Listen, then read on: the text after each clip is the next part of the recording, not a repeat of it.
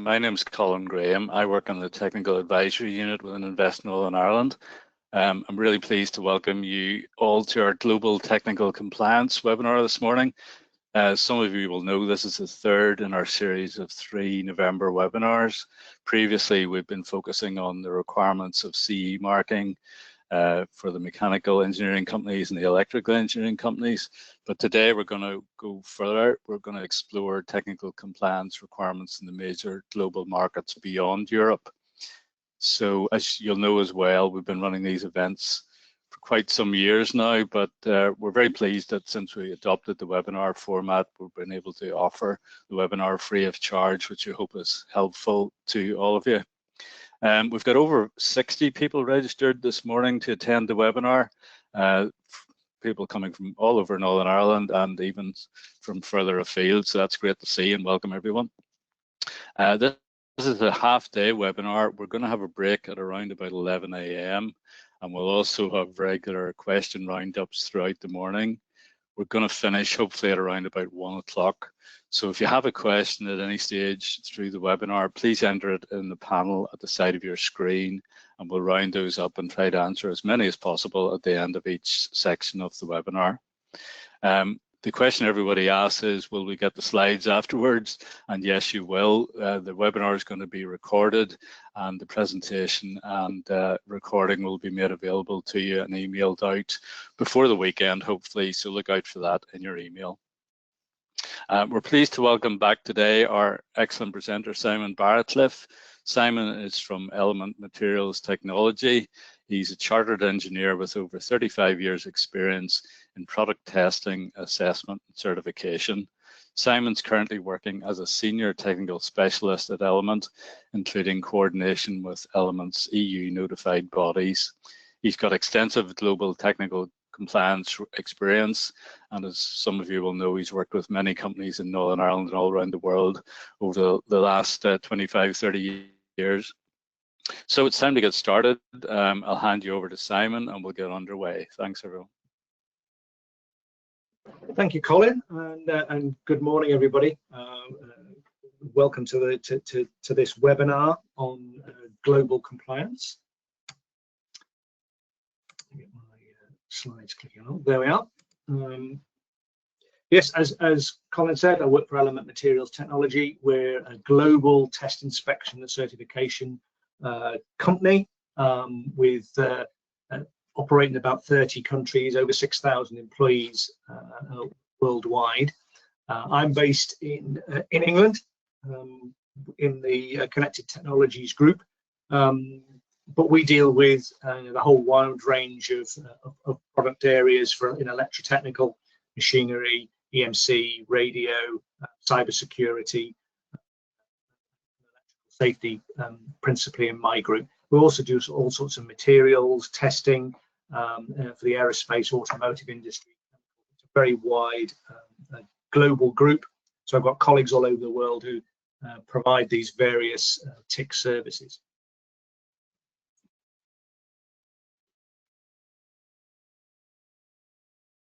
For this webinar, I'm going to talk to you all about really my sort of area of expertise, electrical safety, mechanical safety, radio and EMC, but in the context of these regulations across the globe. So this is a compliance for export set of webinars, set of presentations in this webinar. So I'm going to start off with a sort of general introduction to compliance for export, and then we're just going to dip into some of the key countries. So we're going to do a set on US and Canada. We're going to look at BRICS. We're going to look at some of the frontier countries, the mint countries, Middle East, Australasia, Asia Pacific, South America, and Africa.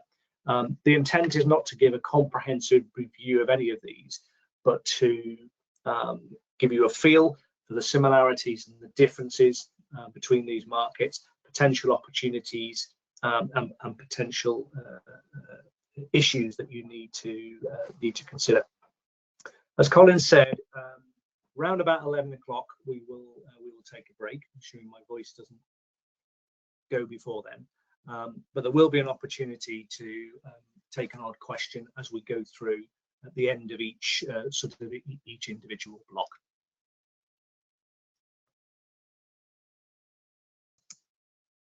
So without further ado, let's go and look at this. So this is session 1 of 6, which is global compliance networks frameworks. Within our context in the United Kingdom, we have a regime of principally CE marking, and also for Great Britain, UKCA marking, and then slightly odd UKNI marking as well for Northern Ireland. But basically, since August of last year, the UK government made a decision that UKCA, UKNI would be supported by CE marking. So you have the option in the United Kingdom to either CE mark or apply one of our own national marks, which just gives lots of flexibility to manufacturers and importers and the like. So within our own country, it's a complicated regime.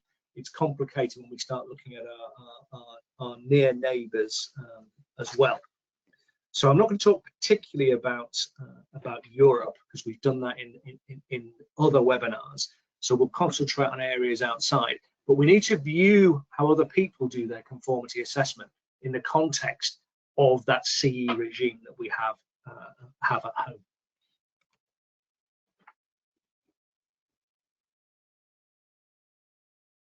And that's particularly because when you look at that in a world market, actually the CE regime in the EU and the UK is actually really good. It's really flexible. It's a graded scheme with the majority of products are self-declared by the manufacturer based on technical files. Only a few products are required to have third-party conformity assessment by law, using notified bodies or approved bodies. So it's a really flexible and easy to achieve relative to what you see elsewhere, and that's what we'll pick up during today, is looking for those similarities and differences with how things have done elsewhere in the world. Now, as a country, 5th or 6th GDP, biggest GDP in the world, traditionally an exporter, we trade extensively around the world, and have done for centuries.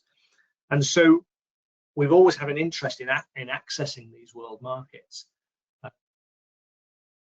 Selling to ourselves is fine in the UK, or to our near neighbours in the Republic of Ireland, in the case of Northern Ireland, and the rest of Europe is fine. But actually there's more opportunities for further afield which need to be explored.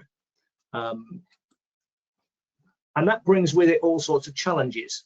So for each of those countries, there's a different regulatory regime. Their own version of CE marking, if you like, or equivalent.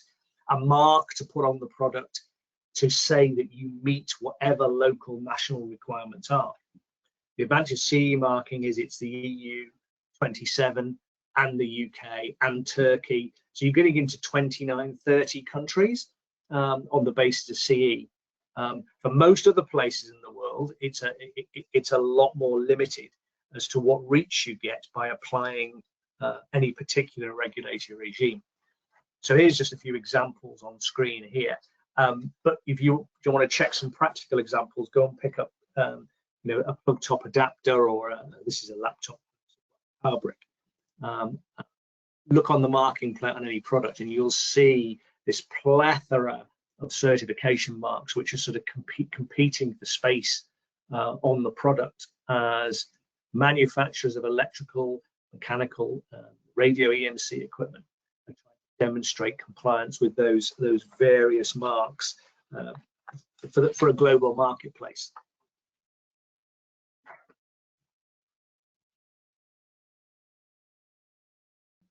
So I think the first rule to set the scene of this, the first rule of global conformity assessment working outside of the UK, is expect it to be more difficult. Don't expect it to be the same in all cases.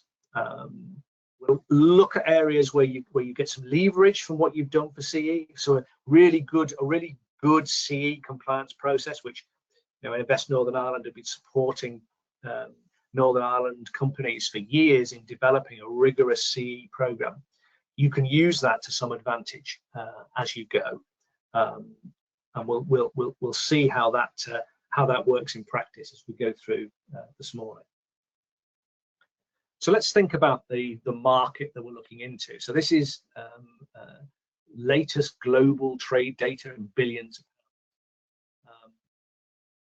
based in September, and then there's the annualized rise on the right hand side. So actually exports aren't doing too badly, in that there's a 6% increase in exports, 377 billion pounds worth of exports to the EU, and 540 billion pounds exports to non-EU countries. So that's gone up by 5%. There's corresponding imports from the EU as well, 1.3% up, and imports from non-EU 6.5%. So this is product trade. So you can see the global market's actually quite active at the moment. Things are growing, which means there's opportunities there to export, whether it's into the EU or beyond. And if we look at how the UK does export, our biggest block of exports is, as shown on here, the right-hand side, our near neighbours. The EU, 3.77 billion, 41% of all our exports basically are covered by the CE marking regime, which is good, makes a really useful start. But that leaves us with nearly 60% that goes elsewhere. So let's have a quick look at where the elsewhere is. Well, number one on the list is the United States. The United States accounts for 22% of our exports, which is huge. It's a very, very significant marketplace for us. In terms of individual countries, it's the highest, 204 billion, with only Germany second at 62 billion. And in fact, the second, third, fourth, and fifth, as you can see on here, are all EU countries. And then you get down to number 6, which is China, at 30 billion, as the next biggest non-EU country. So exports to China account for less than a sixth of what we export to the United States, only twice basically what we export to Canada, or roughly the same as we export to Switzerland. So it's a good market, but relatively speaking, it's small. And if you look at it in terms of our near neighbours, and particularly as importance to you in Northern Ireland, is our exports to the Irish Republic are 55 billion, almost twice what we export to China. So you might say, well, that's a bit sad, really, but it's not. If you look at it the other way, in that actually, because we export so little out there, relatively to some of these countries, and there's opportunities for increasing that, where it's probably quite difficult to increase your exports much more to the Irish Republic or to Germany or France, etc. So these are figures specifically for Northern Ireland for 21-22. Just to give you a flavour, I mean, I think the actual numbers will have shifted over that time, but just to give you rough proportions of that, as you'd expect, because of your proximity and the open borders, 3.7 billion pounds worth of trade into the Irish Republic, and then 1.1 to the US, 0.4 to the Netherlands, 0.4 to Canada, 0.3 to Germany. Really looking at machinery, dairy products, medicines, aircraft equipment, and general industrial machinery. All great strengths that you have in Northern Ireland, and for which other people are willing to buy. What it does mean is that there is opportunities elsewhere to exploit, and to think about how we how we leverage some of the CE mark work that we've already done as you go into these other markets. So where should we export to? Well, if we follow the money really, look at who's got money to spend. If we look at the G7 countries, that is the UK, Germany, Italy, France, CE marking group. And then next to that is Japan, the United States, and Canada. So huge amount of money there. Sitting outside of that, you've got Russia, formerly in the G8, currently not a G. The G8 doesn't exist, but you would have followed in the news. There's possibilities. Well, that's one of the things the Russians want as a result in the settlement for the Ukraine situation, is to rejoin the G8. And then the G20, which is they've just met recently, I think it was last week, covers other countries who have got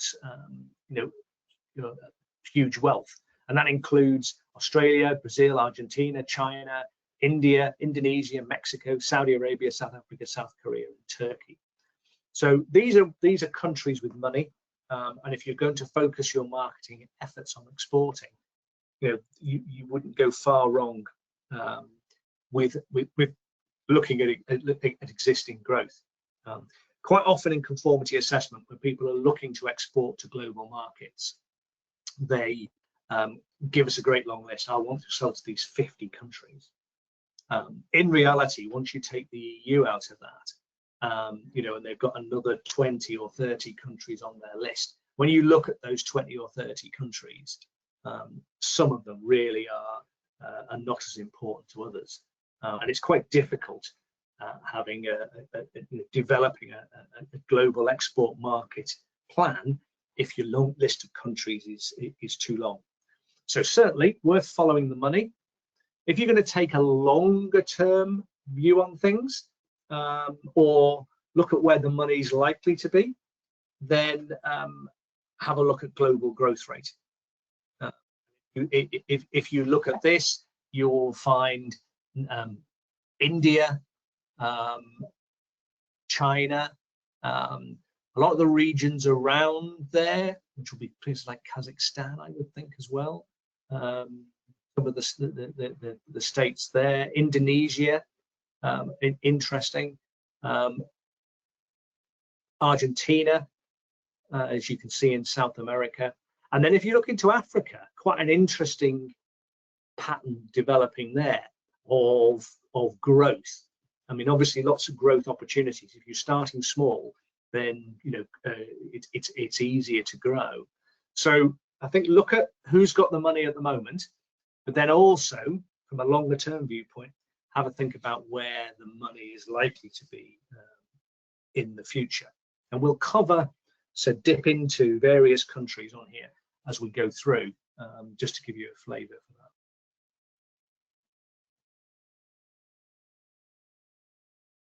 The UK has a number of post-Brexit free trade agreements. So this is the current list, over 70 in force. Obviously the one with the EU being quite important, and obviously developments on that ongoing. Australia, New Zealand, Singapore, Japan, Norway, Iceland, and Liechtenstein, which is backing on the back of the EU one. And then more recently, in sort of 2024, early 2025, we've joined the Trans-Pacific Partnership, CPTPP, which links us with all sorts of Asia Pacific countries and gives easier access to those markets. A digital agreement with Ukraine, and then probably most significant is the UK-India free trade agreement signed earlier this year, which helps give access, and certainly the advisory team in Invest Northern Ireland will be able to talk to you about how to leverage some of those. And then in terms of free trade agreements under negotiation, Republic of Korea, Switzerland, Israel, the Gulf Cooperation Council, Mexico, Canada, and then Eastern and Southern African countries. So there's ongoing developments in terms of free trade in all of those markets, and they may assist if that's just areas where you want to go.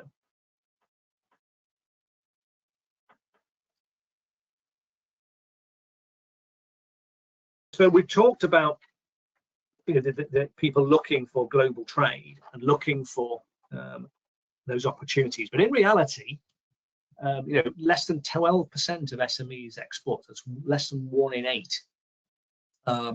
This was in 2022, based upon general figures. But for small and medium-sized enterprises, export is something that few of them do. They're tending to sell into local markets. The difference, I suppose, is in Northern Ireland is that you have 20% of export, but that's largely to do with the special. But otherwise, whilst 40% of larger companies export globally, only 12% of SMEs, and that's part of the challenge. And obviously, the budget yesterday was talking about all sorts of things. In the background, the commentary was talking about growth, and growth is going to come by greater export and development, particularly in SMEs, small and medium-sized enterprises, as they move and expand into these wider markets. So why only 12%? Well, when polled in 2021, 45% of small and medium enterprises had experienced significant barriers when entering overseas markets. 32% had experienced difficulties with customs, legal or regulatory issues, and 14% had issues related to technical issues related to the product. So nearly half found there were some barriers, difficulties, rules to fill in, forms to complete, registrations to make before exporting. And then 32% had customs, legal or regulatory issues. So that means rules that they weren't expecting, which they were having to apply, which was making it difficult to export. For these typical barriers to trade, there's a list here: customs, environmental, government procurement restrictions, import quotas or price control, rule of origins issues, testing and inspection certification procedures, local subsidies. It's very easy to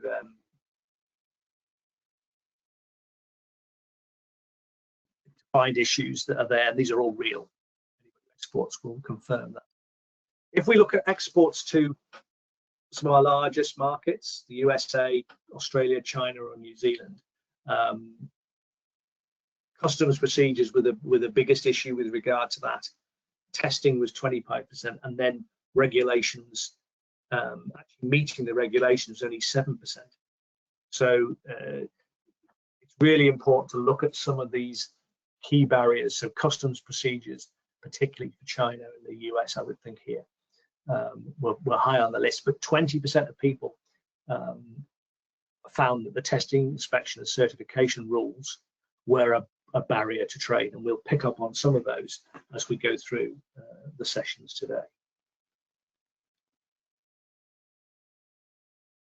So why don't we export more? Well, you can sum up into 5 areas really. It's too hard. You look at those statistics and you say, actually, it's not worth my effort doing it. It's too foreign. I don't understand the rules. I don't speak the language. I don't know how to meet these requirements. Too far away. Too difficult to manage these far off places. Much easier just to sell locally. Also heard all sorts of horror stories about things that have gone wrong, so therefore it's too scary. But actually, what tends to be a big one is it's just too late. When opportunities arise to export, people go and look at the customs barriers, the testing inspection barriers, the regulatory barriers, and they do not have the time to address those at the point when a market opportunity arises. What that means is that if you don't understand these sort of potential pitfalls to exporting, you end up being locked out, and then you're not exporting anything. which is a tragedy, really. So even if you're at the moment aren't actively exporting to these areas, it's worth familiarizing yourselves with the routines, identifying those next target countries, so that if an opportunity arises, you can act quickly and you've made appropriate preparations as far as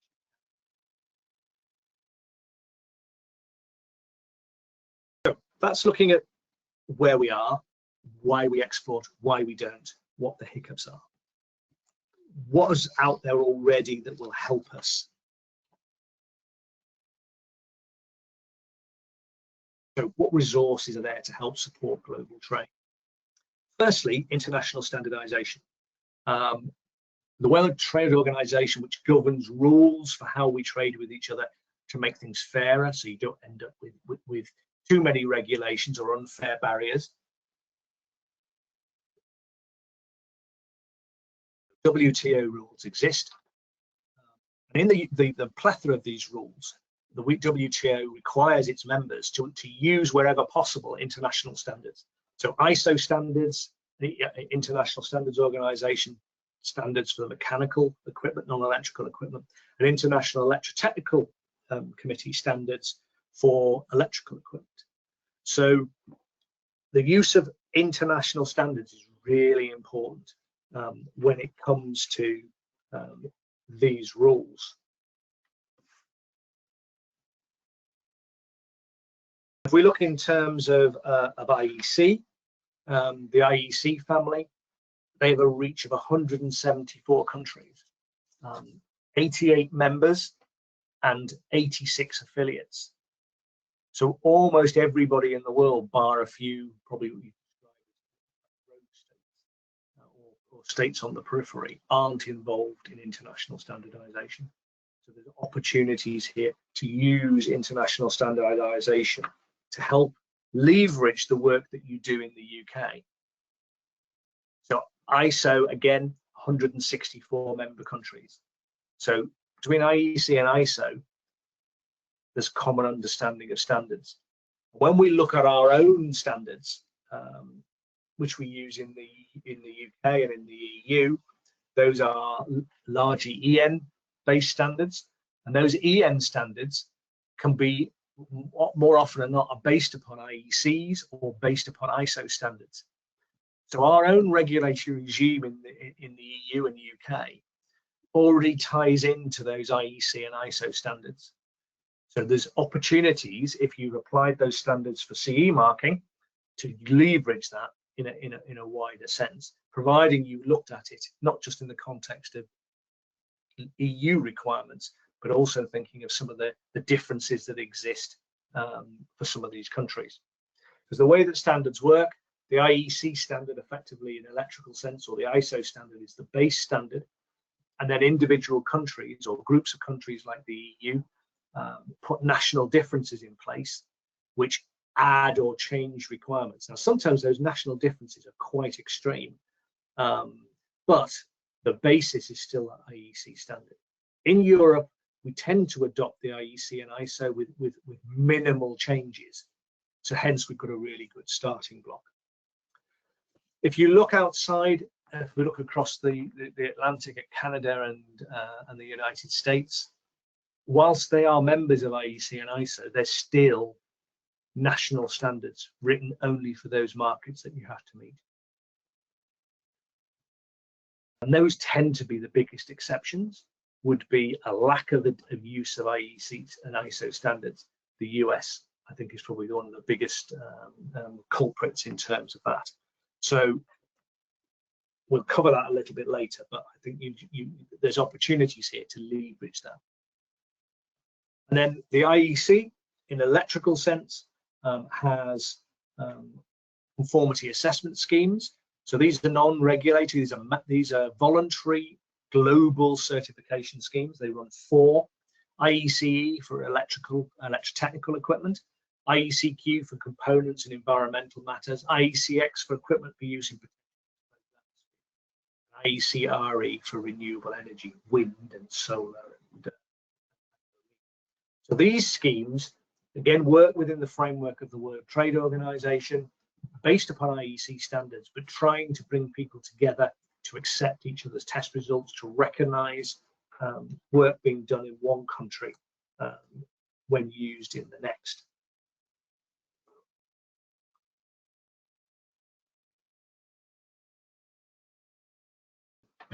It does bring a question: is why do you need conformity assessment?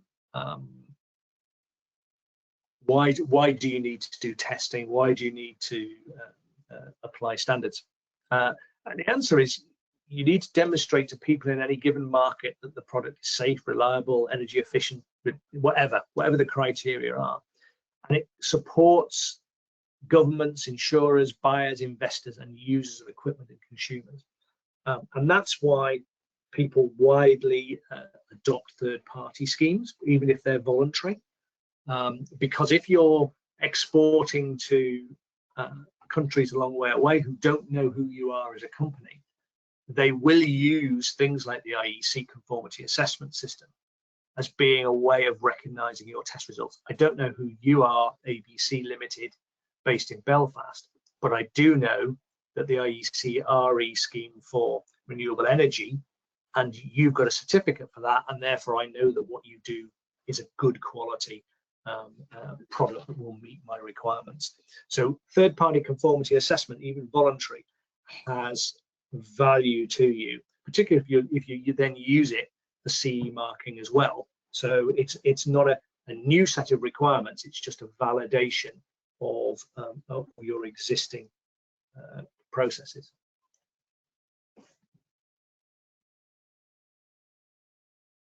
I think the important thing is to understand the compliance requirements before you start. So it is generally too late. People come to us and say, all right, can you get me a CB certificate that's suitable for selling into South Africa? And you say, yeah, that's fine. When do you want it? Next week. And they have no idea what the requirements are for South Africa. It's too late. So think about it in advance. Have a compliance strategy for global market access, designed to meet international standards. So think about EN standards, but also think about the IEC or the ISO standards that underpin that. Make sure you record compliance to international standards for materials in your technical files.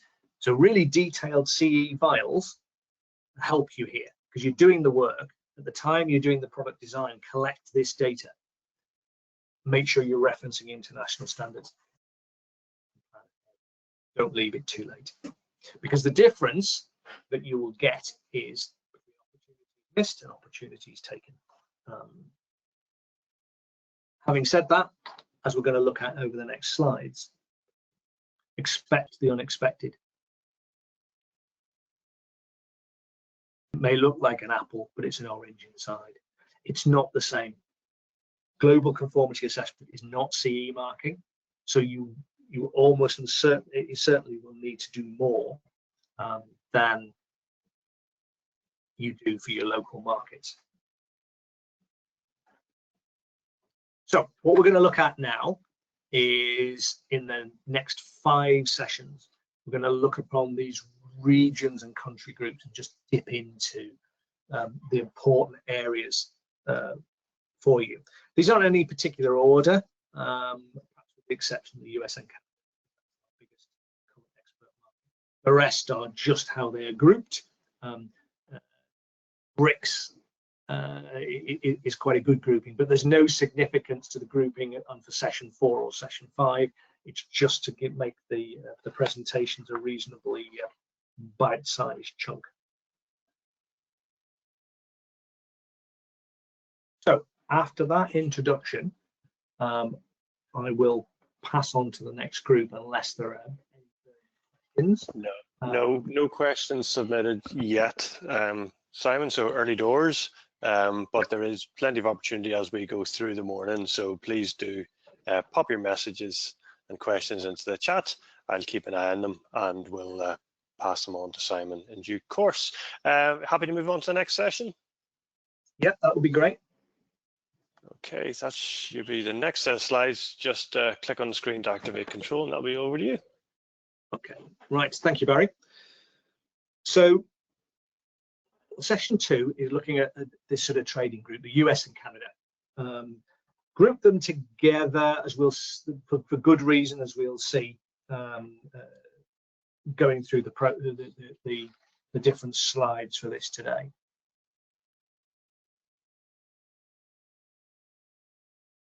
So accessing US and Canada. The slide's probably, it was written a while ago. Good cooperation between countries, it says. Obviously, there's a bit of a trade spat between the current government in Washington and the government in Ottawa. But normally, there's good cooperation between countries. But there are different conformity assessment regimes. They have specific local rules and local standards with some similarities, but actually more differences. And even before Mr. Trump came into the White House, Americans and Canadians didn't like to be confused. It's like Aussies and Kiwis. There are differences which they're very proud of, and actually, when you look at the US and Canada, quite distinct differences in culture, legal systems, and regulatory regimes. So I'll pick a few of those out as we go through this today. Let's start off with electrical safety for non-domestic equipment. So there's different rules in the US for domestic and non-domestic equipment. And if it is non-domestic, it's governed by the workplace regulations, so the Department of Labor, which is the organization for safety, health, and administration. And they are responsible for health and safety of all equipment in the workplace. So a bit like the HSE exists in the UK, and they set the rules for non-domestic equipment. What this means is that for most electrical equipment and components for use outside of the home, will need to meet one or more of the UL standards. UL standard, UL Underwriters Laboratories, big conformity assessment. They also write standards, so a bit like BSI in the UK. BSI test and certify in the kite mark, but they also write standards. UL are exactly the same in the US. So what this means is that for most non-domestic products under series production, you need something called National Recognized Testing Laboratory, or NRTL compliance, with third-party testing or assessment of NRTL laboratory. Now, for bespoke equipment, there's different rules that applied, but for most products, this NRTL rule exists.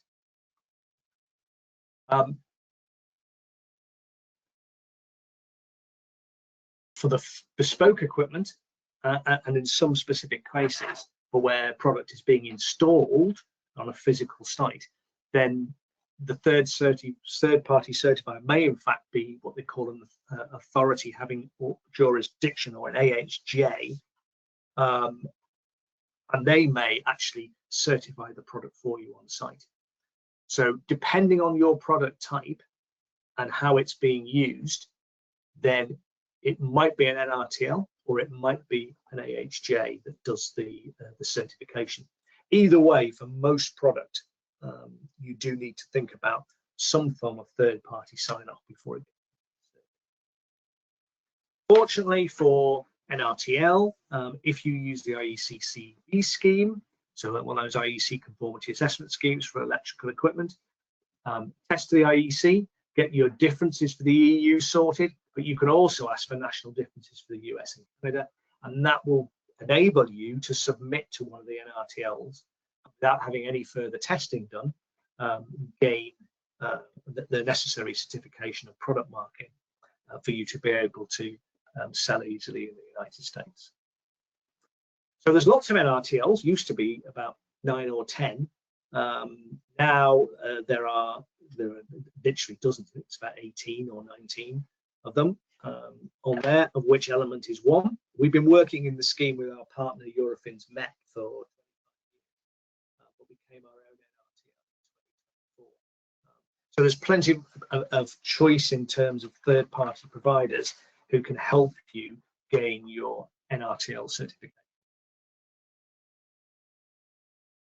So in terms of domestic equipment, you still need compliance with standards, but it doesn't fall under the mandatory scheme because it's not governed by OSHA.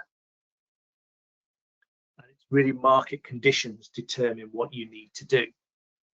But retailers and distributors in a very litigious market do tend to still rely on NRTL certification bodies to provide third-party certification. So it's quite normal for third-party certification, even for domestic products. And if you look again on domestic equipment being sold globally, or if you go to the US, you'll find almost everything has an NRTL mark on it, even if it's being used in the home.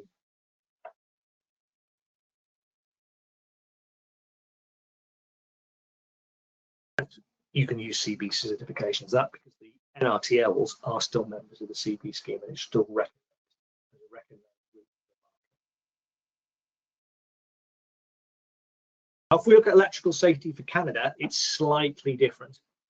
You need compliance with one of the Canadian standards, so you can't use US standards for compliance with Canada. You have to apply Canadian standards. Now, fortunately, a lot of these are harmonized, so they're dual standards. So one standard covering both markets.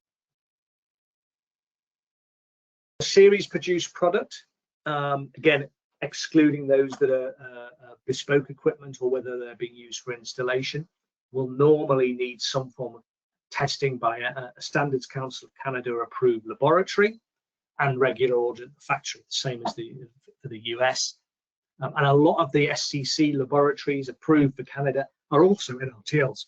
So you tend to find that you can have your Canadian and US approval for series produced equipment done in one place. The difference with Canada is they don't distinguish between domestic and non-domestic equipment. So almost everything needs third-party testing and certification. Once again, you can use the CB scheme, but it's that difference. In America, there's a less focus on domestic equipment. For Canada, it's all treated the same, whether domestic or non-domestic. When we look at bespoke equipment, inspection at the place of installation is an option. And this on-site inspection can be conducted by the authority having jurisdiction, either one of the provincial governments or one of their agencies in Canada, or by the state or local authority in America, or it can be done by an NRTL SCC lab. So there's lots of opportunities to enable you to do it. Now, for this type of equipment, the level of testing is often less because it's specifically for a particular location. Then you can take into account of that. You can provide more instructions, more precautions for the end user to provide. So sometimes the testing is less. However, what is absolutely critical for this, and really we're talking about control panels and such like, is to make sure that all wiring and components are approved for US and Canada. There's an example of a Canadian and American joint approval mark there. Using CE mark parts is no good in the United States. CE is only good within the European Union, the UK, and associated countries. It does not carry forward into the US and Canada. So component parts need to be third-party approved. So if you are designing for a global market, then choose your components carefully so that it can cover you for markets such as the US and Canada. So the sort of summary for electrical safety. Whilst the certification programs are largely harmonized, you can use common certification bodies and marks. There are distinct differences in approaches. More Canadian electrical standards are based on IECs, so that's really a good thing. So if you've used IECs or ENs based on IECs, then it's much easier to meet the Canadian requirements, whereas there's still a lot more US national standards available, which are more difficult to meet because of a lack of familiarity. And be aware there can be significant deviations, even if IEC standards are used So it needs careful attention to design if you're going to meet the requirements. NRTLs will provide you with the ability to certify for both markets and provide suitable advice and guidance as you meet that electrical safety requirement, and enable you to put the appropriate mark as needed on your product and sell it. Move on to mechanical safety. We're still back in the Occupational Safety and Health Administration, the Department of Labour, covering machinery safety in the US, the HSE in the UK. So there are a set of OSHA regulations, which are a bit like the Machinery Directive, which are available free of charge. You can download from the OSHA website, the various codes of federal regulations. And then those regulations point you in the direction of domestic standards. But in addition, there might be state or local requirements to meet, which the local authority, the AHJ, will be looking for. Electrical parts need to be US certified. And for mechanical equipment, it's not unusual for the AHJ to require some form of inspection of the equipment before it's put into service, and some sort of signing off, either by the AHJ. And even if the local authority doesn't require it, insurance companies often will as well. So mechanical inspection is still a thing, even though there isn't a third-party marking scheme.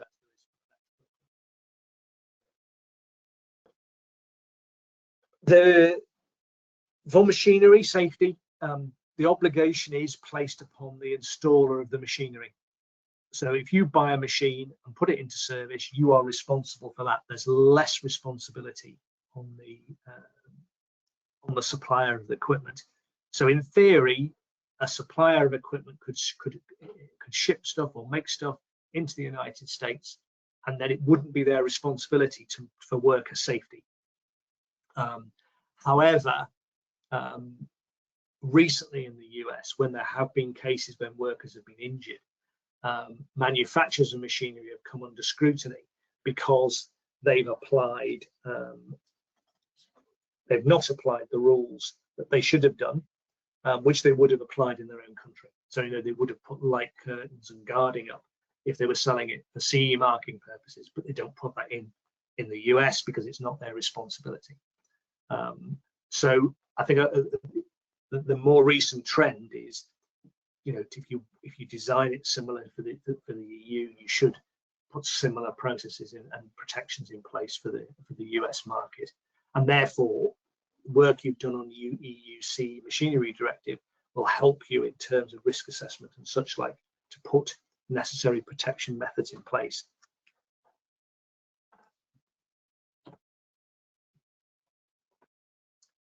And if you go and have a look on the OSHA website, you'll find the 29th Code of Federal Regulation and a Part 1910, which details specific safety measures.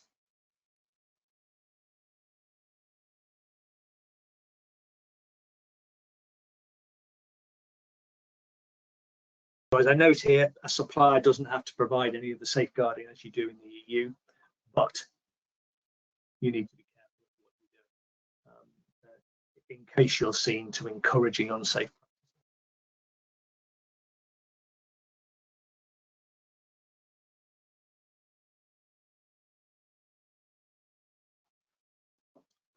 So we'll just look at some specific parts of those regulations. It's a great long list of regulations that you have in the Code of Federal Regulations. So they're free of charge, so you can view them on site or download them. But there are requirements for things like guarding and general requirements of machinery. If you look at the regulations here, protect employees from ingoing nip points, rotating parts, flying chips and spark. This is all very familiar from what we do for the Machinery Directive. So that risk assessment will come in handy.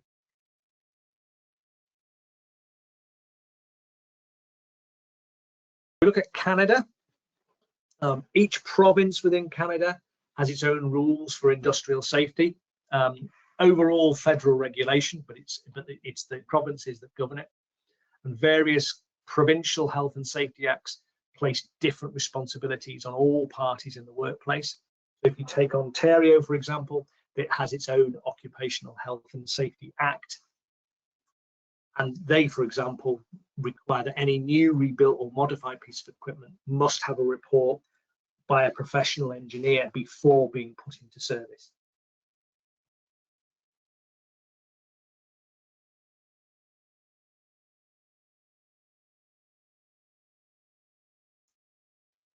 Specific things for Canada: you must use Canadian certified electrical parts. Note that there are French language requirements across Canada for warning markings and key safety instructions. And noting, so as we were saying earlier in terms of rules, within Ontario, they're going to look at the guarding of the machinery and the use of safety components, which is important. Fortunately for Canada, they recognise ISO standards and also certifications by EU notified bodies to those ISO standards. So you can really leverage your CE marking for mechanical safety in order to meet these local regulations. But if you're selling into the Canadian market, look at where it's being installed, talk to the people who are receiving the equipment, find out who's going to be signing off the equipment and putting into service and the specific rules, and then you should be able to leverage what you've done for CE to help you with that.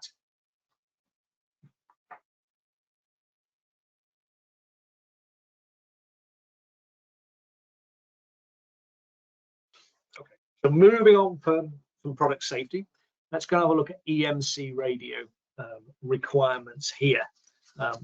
What do you need to do to meet the requirements for these particular areas?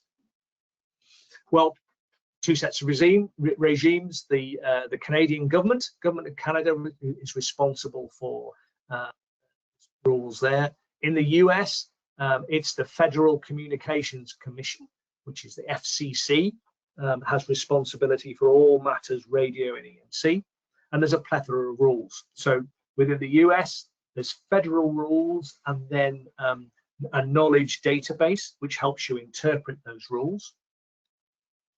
In Canada, they have something called the ICES rules and ICES procedures that you need to follow. So similar, but not the same. Depending on where you fall, will depend on how you. So there are rule parts within the federal rules in the US for EMC and separate rule parts for radio. Within Canada, there are EMC standards and radio standards, RSS standards that you need. The EMC rule parts 15B, and then common radio rule parts are 15, 22, 24, 27, and 90, all dealing with different types of equipment. There are various ICES regulations, which is Industry Canada is the what for EMC, and then there are various RSS rules for particular types of radio products. So the rule parts and the standards for EMC broadly correspond. The rule parts broadly correspond. So they're covering the same product areas, but with slight differences. Fortunately, for a lot of it, the standards that you test to are the same. They're ANSI standards, which are acceptable in both Canada and the US. So you can leverage one set of testing to cover you for both markets. For EMC in the US, it's a self-declaration and only covers emissions. There's no immunity requirements here. For radio, there's certification is required for a lot of radio products, and you need to use an FCC certified organization for that. There are loads of them who will do that for you, Element being one of them. For Canada, again, EMC is self-declared, but mandatory certification for radio. So you'll find for the US, for EMC, there's a statement accompanied by the FCC logo that says, I meet the EMC requirements. For certification for radio, there's an FCC ID on the product to make it traceable, and then the equivalent in Canada, an ICS statement in the documentation, and an ICID marked on the equipment for radio equipment that's certified. So similar, but not quite the same.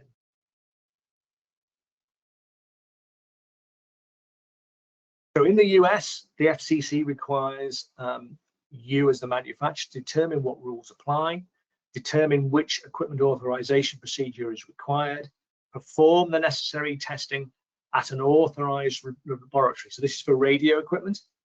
So there's a list of authorized testing laboratories. You can't just go and have it tested anywhere. You need to get reports and certificates from them, who they will load up to the FCC website for you. And then you need to label the product with the required information and include any other compliance information in the manual.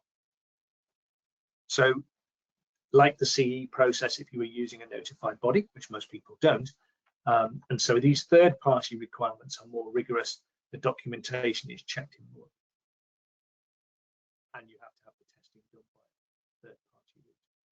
But radio in Canada, very similar to FCC, although different regulatory authorities, and the way they use the radio spectrum is different.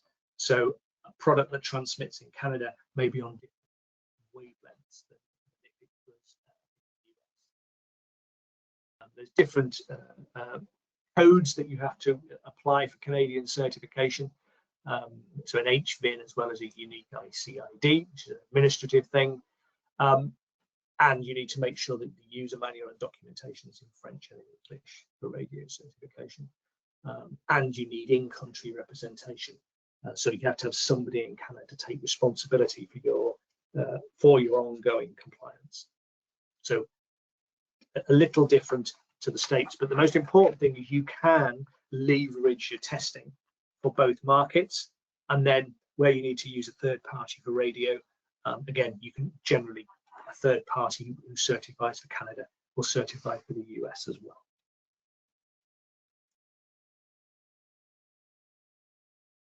If we do a quick comparison for UKCE, UKANCE, you can see what needs to be applied there, what rules might apply for various radio equipments.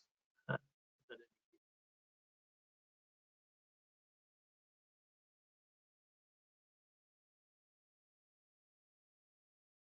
for EMC as well, you can see how that works.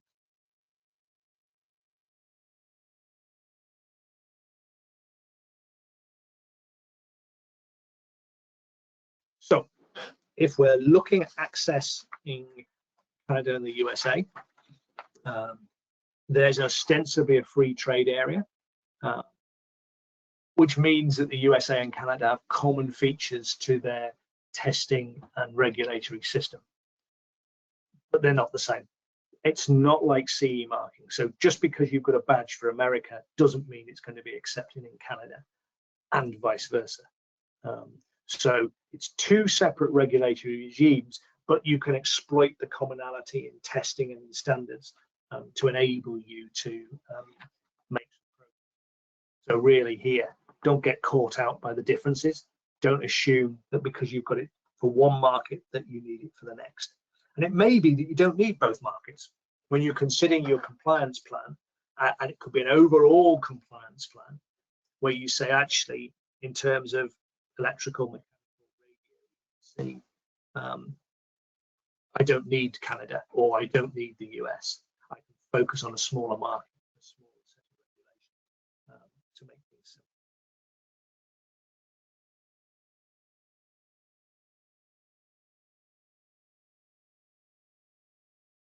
Okay, that's the end of this session on US and Canada. As I said, it's just a very broad brush introduction onto where we are. Do we have any questions, Barry, at this stage?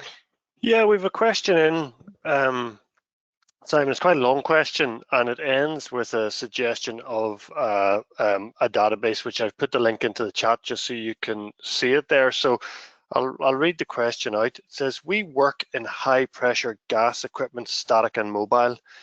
We have self-CE marked since 2010 based on TPED, PED, MD, LVD, and ATEX with the list of ISO CEN standards. The TPED equipment operates within the UNECE ADR 2025 guide. For some products moving gases between countries that there are international memorandums of understanding to recognize US DOT and TPED accreditation. Invest and I used to have a library in Bedford Street and librarian who could tap into these standards. So could we look at a Northern Ireland database with links such as the following, which is the EU database that I've put into the chat. So I suppose it's maybe a suggested approach as opposed to a specific question, but maybe if you have a comment on that. No, I think having something which enables you to access the rules for, I mean, it's a very specific requirement in the question, but the general point is, where do we find out details on these regulations and rules? And having a database would be of standards would be useful. The advantage of the single market and CE marking is because there's so many countries involved in it. It's a shared cost enterprise. So therefore, you can have these standards lists available. Not all countries elsewhere in the world have that. It's more tricky, but for the US and Canada, there are standards lists that you can access if you know where. But I have to say, it's not necessarily straightforward. You go from one place to the next. So yes, as a suggestion to help with export, I think that's probably a good idea. How practical it is, I don't know. But you could say deal with the key markets. So if we were looking at key export markets from Northern Ireland, which would include the US, then having a link to some sort of database is a good idea. But certainly, if you look at the experience of creating a mirror database for standards for UKCA marking in the UK, it's a huge administrative burden and so in practice, it's quite difficult to do. Yeah, so good in theory, but in practice, then that's where the trickiness lies. Difficult. So you just need really to Google an AI to find lists. And this is about the preparation bit I was talking about earlier. Think about where you might want to go and at least find where the links are early on. So when you get the question, you can go back to that. Because if you're trying to find a specific set of rules for a specific country, when you're trying to do a quotation, it can be quite difficult because you haven't got time to go and ask and find those routes. And it is hard. It is hard to do. It isn't a straightforward situation. Yeah. We've had another question in. So it says, can I send my machine to the USA with a CE nameplate or sticker where the electrical parts are already UL approved once? If CE nameplate is okay, it means any changes required in the plate, like voltage frequency, where Europe is 400 volts, but the US is 460 volts. The CE marking means nothing in the US and Canada in terms of certification. So whether it's on the label or not makes no difference. But you will need the marking plate to meet US Canadian requirements. So you will need 60 hertz, you will need 400 volts or whatever whatever voltage you're working in to suit the local market. So you may have a dual rating on your rating plate if you're making these things all the time, or you might use separate plate for the US market. But no, the CE marking, if you've got CE marking related markings on your product, they are irrelevant as far as the US and Canada are concerned. They'll just look for the correct US and Canadian markings. So you see quite common, you'll have two sets of markings to cover. If you're making machines rather than toasters and things like that, which are very low value, you probably have a separate marking plate for a specific market like the US or Canada. Okay, thank you. Super. Yeah, two good questions in there.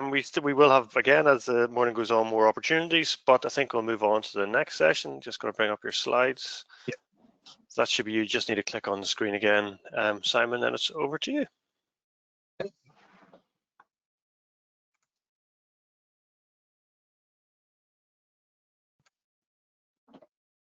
Okay, let's get this. So we've got US and Canada has said that 20%, nearly 25% of all UK exports goes to those countries. We said 40-something% goes to the EU. So we're now into the bottom third, if you like, of current export markets. But you know where the opportunities might lie for you. So I'm going to look in the next two presentations at emerging and frontier markets. So emerging markets, we're looking at the BRICS countries, which is Brazil, Russia, India, China, and South Africa, and their particular trading group. And then we will, in the next presentation, look at what they call the frontier countries, the MINT countries. People love an acronym. So the MINT countries are Mexico, Indonesia, Nigeria, and Turkey. So I'll follow through on some of those. But in this next lot, we'll focus on the BRICS countries. Now we'll take a break at about 11.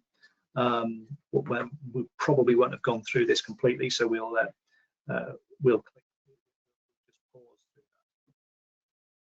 So I'll take questions basically when I get to the end of the session rather than when we break them. So BRICS countries: Brazil, Russia, China, and South Africa, and India. Now these are what they call emerging markets. So these are markets that are still developing. China sits as a bit of an outlier on this. It's a huge global market, vying with the United States for the sheer size. The others less so, but with specific opportunities, which we'll explore a little bit. And then the BRICS countries were proposing new members, so other countries that might join the BRICS group: Saudi Arabia, Egypt, Ethiopia, Iran, and UAE, to develop trading partnerships, mutual recognition agreements between countries. So an interesting set of developments. These were proposals for those 5 countries to join, but at the moment it remains just the set of BRICS countries.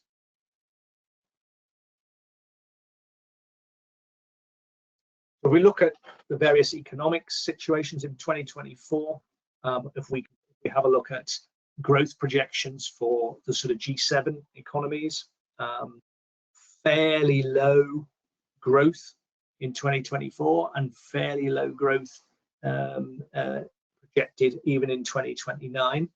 Only the US is 2%, and we're sort of third behind Canada, but real terms growth. So this is above inflation. If you look at the BRICS countries, then you can see their growth is, perhaps with the exception of Russia and South Africa, is a little bit more robust. So more opportunities. We all know about the growth of China. We can look at the India, which is, again, has got really good opportunities. Russia, with its natural resources, has growth opportunities, but obviously political situation there. South Africa, again, opportunities, but not necessarily always fulfilling those as well as it should. So let's work our way through and look at the different countries and the situations that exist for them. So the UK has been trading with Brazil for a very long time. We have good opportunities. So, for example, power generators, 300 million plus trade in 2022. Medical, beers, chemicals, general machinery, all good markets for them. It's the largest South American economy. Similar, but not the same. We must keep remembering this: the apples and oranges. European style business culture, so it's easier to work with.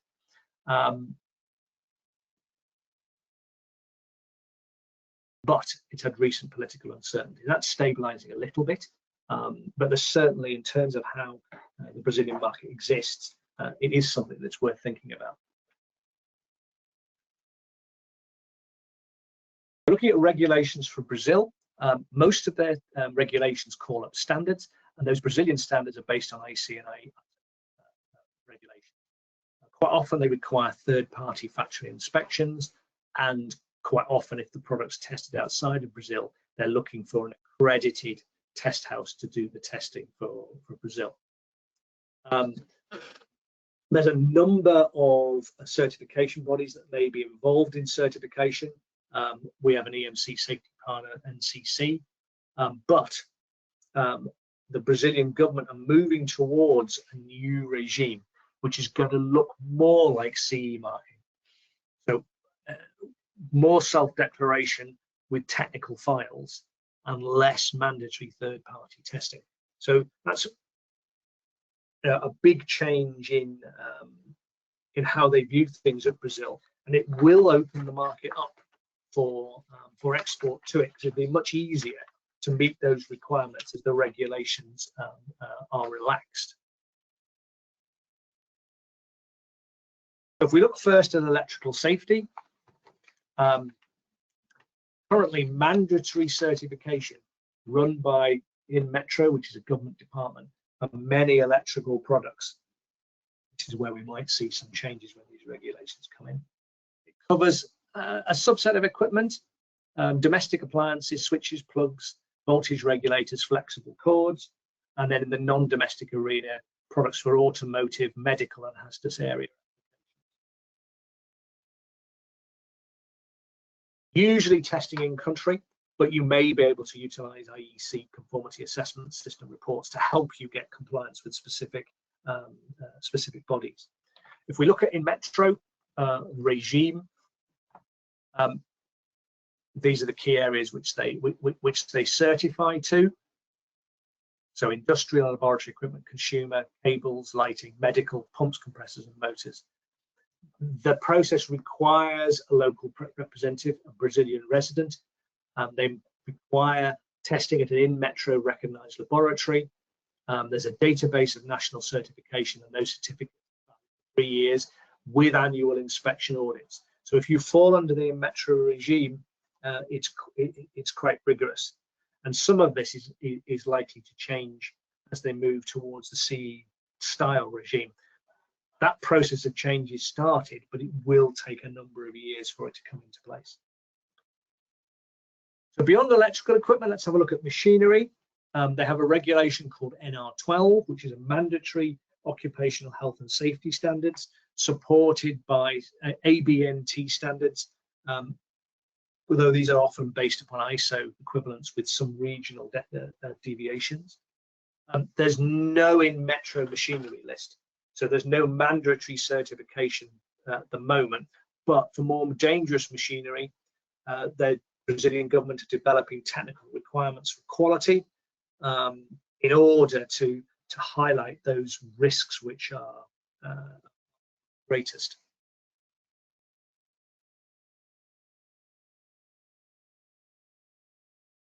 Employers are responsible for implementing the safety measures. So in other words, it's not the machinery manufacturer. However, the machinery manufacturer are accountable for providing compliant equipment. So there's a sort of shared responsibility here, which is similar to what we have in the EU, in that the plant operator needs to take some responsibility for what they're buying, and the people making the equipment must take responsibility for supplying.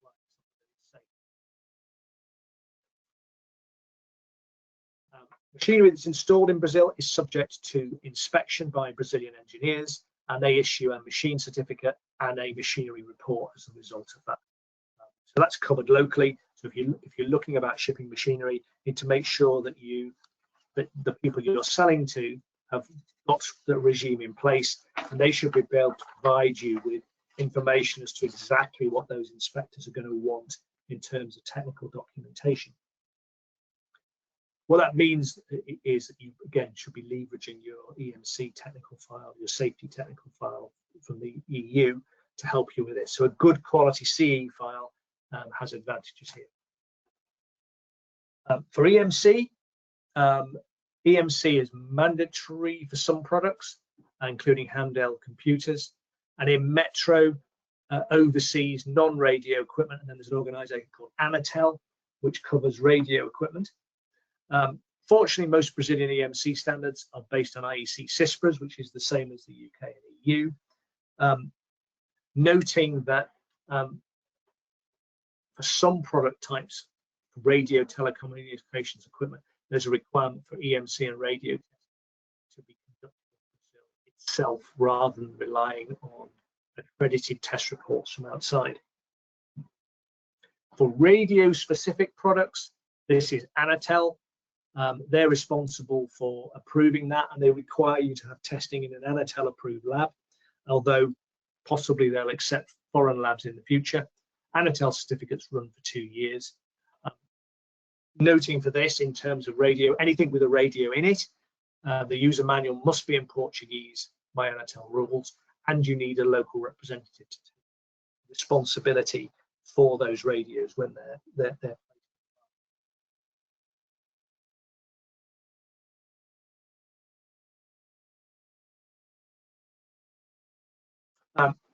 hot off the presses. Earlier on in this month, there was a new act introduced which really changes Brazil's framework for radio frequency to align with international norms, so ETSI and FCC standards, and they'll apply to all new certifications from 2026. So existing certifications under existing rules following largely Brazilian requirements, but from 2026, it should be easier to meet the radio requirements for Brazil because they're going to be following more of the methodologies laid out for either ETSI or FCC. It's a brand new regulation, so to sort of watch this space. Talk to your radio certification provider or your global market access provider for details as to how that will affect you or your product.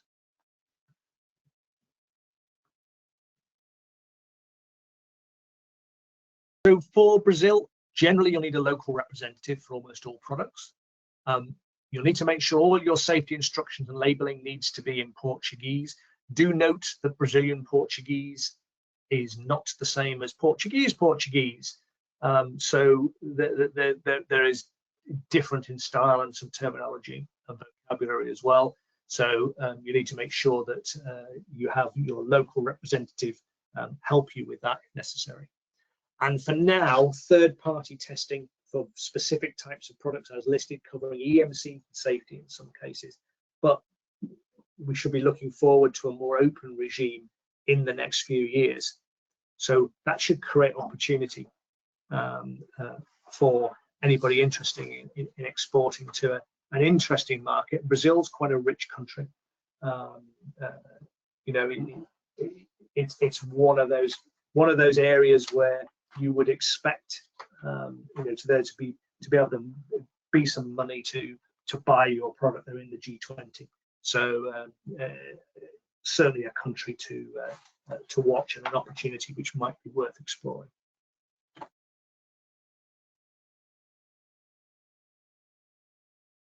So, second of the BRICS, Russia. Okay, so this comes with a caveat at the moment. Unpredictable trading environment is the euphemism. Sanctions by the UK and EU, which affects a lot of trade with Russia. So whereas there used to be lots of opportunities for trading into the Russian market, EAC mark as it exists in the Eurasian Customs Union mark, for Russia itself, at the moment, not so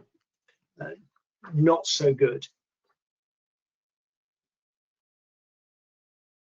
But that may change, you know, following any peace deal with Ukraine. So we'll explore it, because also as well,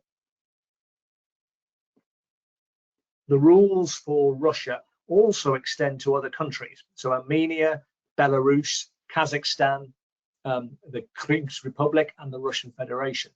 So there are some interesting countries in here who there may be opportunities and who may be areas that you would be comfortable to trade with. And certainly if you look at Kazakhstan, it's just tried to distance itself from a lot of the things that Russia has been doing, and it's to develop a more independent trading relationship with countries other than Russia. So there may be opportunities there under the Eurasian Customs Union regime. So they have rules for low voltage equipment, EMC, safety of machinery, restriction of hazardous substances, which with suspiciously close names to what we use in the EU. And there's good reason for that. It's not just plagiarism. The Customs Union regulations are designed specifically to harmonise with European directives, to ease trade between the EU, Russia, and countries in the Customs Union. So there's a series of documents required, but a lot of what you need to provide is based upon what we was put together for an EU declaration of conformity and an EU technical file. What differences is that each country within the EAC, you need a local representative, and markings and certification paperwork and instructions need to be filed with local representatives in Russian. Again, the countries outside of Russia itself may have relaxed that rule and accept other languages other than Russian. The certification procedure generally includes some sort of monitoring of quality control, but again, ISO 9000 registration certainly can help you with that process. For electrical equipment, and the regulation is listed there, EAC standards are largely based on IEC standards. Many of them align with EN. Most use the same technical file route as we would see marking under the low voltage directives, although you may need to use accredited test labs and you may need to provide a sample if you're going for certain types of product. CB certificate, very useful to put in your file to meet the technical evaluations requirements of this. And there's a declaration of conformance, which will be valid 5 years.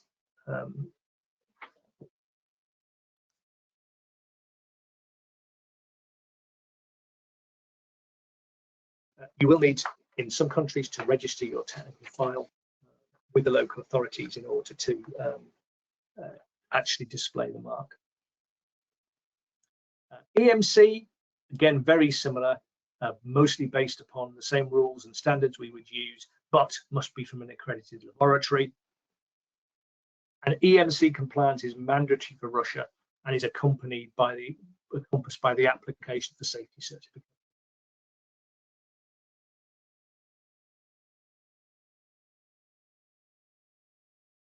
For machinery, 2 conformity assessment procedures, a bit like the EU. So for more dangerous machinery, third-party certification is required.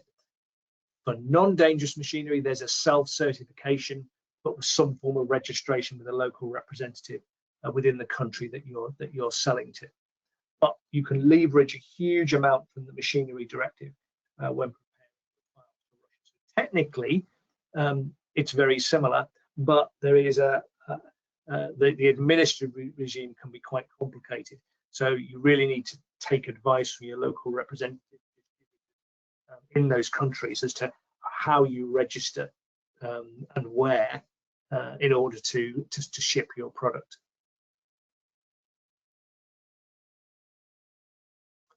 In terms of the paperwork, there are many agencies who will assist with that, and it can also help with language translations. If it is something that requires official government recognition, official stamps, make sure that you're dealing with a reputable agency in the EU so that you are getting an official recognition. There are lots of bodies will offer you compliance routes for Russia or for the EAC, which step through 3 or 4 routes. You do need to perhaps question the validity of some of those and how they're getting the certification for you. Do bear in mind that UK law prevents or prohibits using bribery, even outside of the UK. So just need to be a bit warm with that. Make sure you understand who is going to be doing the certifications and processing for you, so that it's all legitimate and above board. The Russians may not come and get you, but the UK government might. And at that point, we're just getting towards 11. I'm going to suggest we take a break before we move on to the next country, which will be India.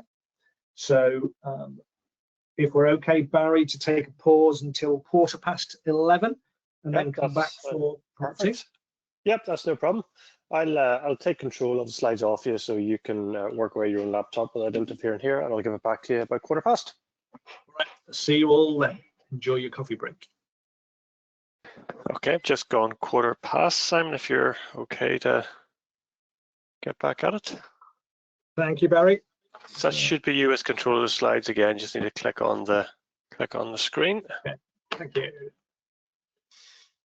Okay, right. We're looking now at the third of the BRICS countries, India. And as I noted right at the start, the UK has just signed a free trade agreement in India, so we're creating extra opportunities there. And of course, it's a rapidly growing economy, so somewhere which I think we would be encouraged to think about in terms of trading opportunities.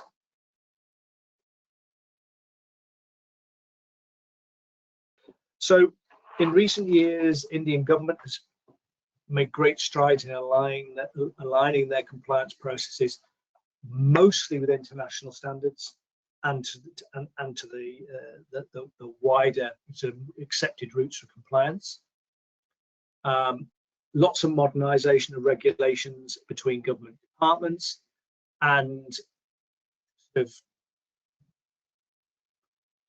all centred around the Bureau of Indian Standards, who have responsibility for quality, regulating, marketing and certification programs within India.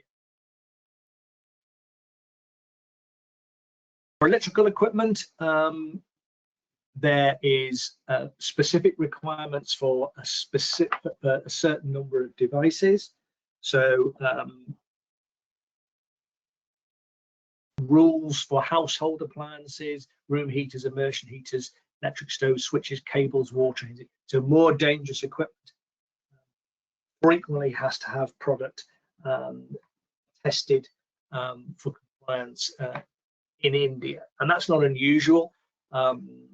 If you look at the list for Brazil, that included a similar set of products which are dangerous to in a domestic environment, and hence the rules are very tight for that. So this has been going on for a long time. But in addition to these rules for that, you'll find there are rules for information technology equipment, where you're required the same routine testing in country. And the Bureau of Indian Standards have found themselves in conflict with the CB scheme because of this. It's effectively protectionism, deciding that you need regulatory marking and in-country testing is not within the spirit of the World Trade Organization, and makes things more difficult because you can't really leverage your testing done in the CB scheme or that you used in the UK to get progress in China. If anything, Indian regulation is increasing, so you do need to be careful on how these regulations impact those of us wishing to export. Fortunately, the benefits of the FTA is that we would, as time goes by, expect to see more openness in the market. And certainly the Indian government has expressed a desire to be more open to foreign testing, etc. But there are plenty of bodies in China that will test products. It's just a shame if you've already had it done. This is the Indian standard mark, displaying the Indian standard number of registration marks. but be warned, when applying for formal certification in India, it's masses of paperwork, all sorts of odd things, testing, factory layout, details of staff, ongoing inspection routines, composition and management, production processes, authorized representatives, what's in raw materials, critical components. It's a real mountain of bureaucracy. That for many of the approvals, whether it be for safety or radio, going into India is something that you need to expect. At the moment in India, there's no regulation for EMC, but there is an EMC compliance scheme, which is really designed for Indian manufacturers to meet requirements to export products outside of India. For radio products, there's something called WPC approval, which is can be based upon EU accredited reports within.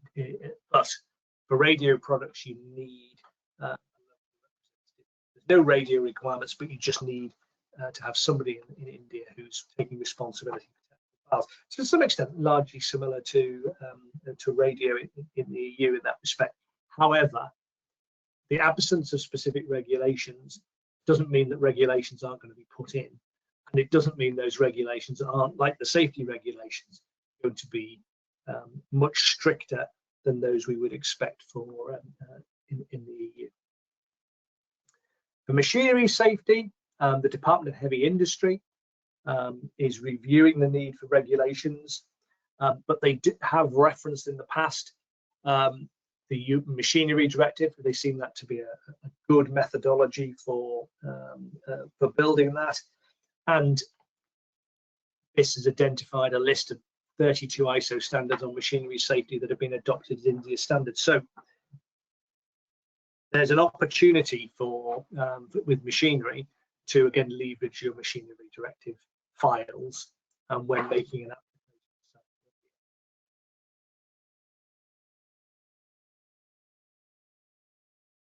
So where you don't need in-country testing, then, and that's for EMC, radio, and machinery, then your CE testing and standards will serve you a long way. But you do need to work with a local representative change to see what they need from you, and if there's any specific local regulation you need to mean. If it's an electrical product, though, particularly if it's information technology or such like, be prepared for local retesting in that market.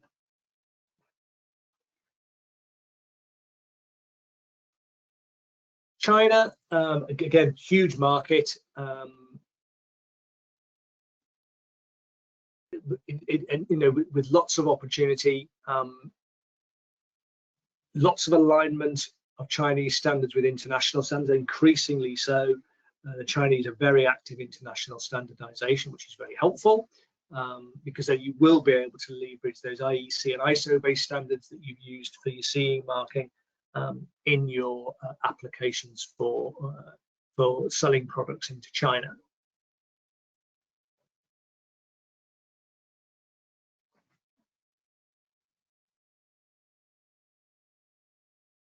There's an established regime for all sorts of products, electrical safety, mechanical safety, EMC, 22 categories of products implemented by AQSIQ and CNCA, so 2 government bodies.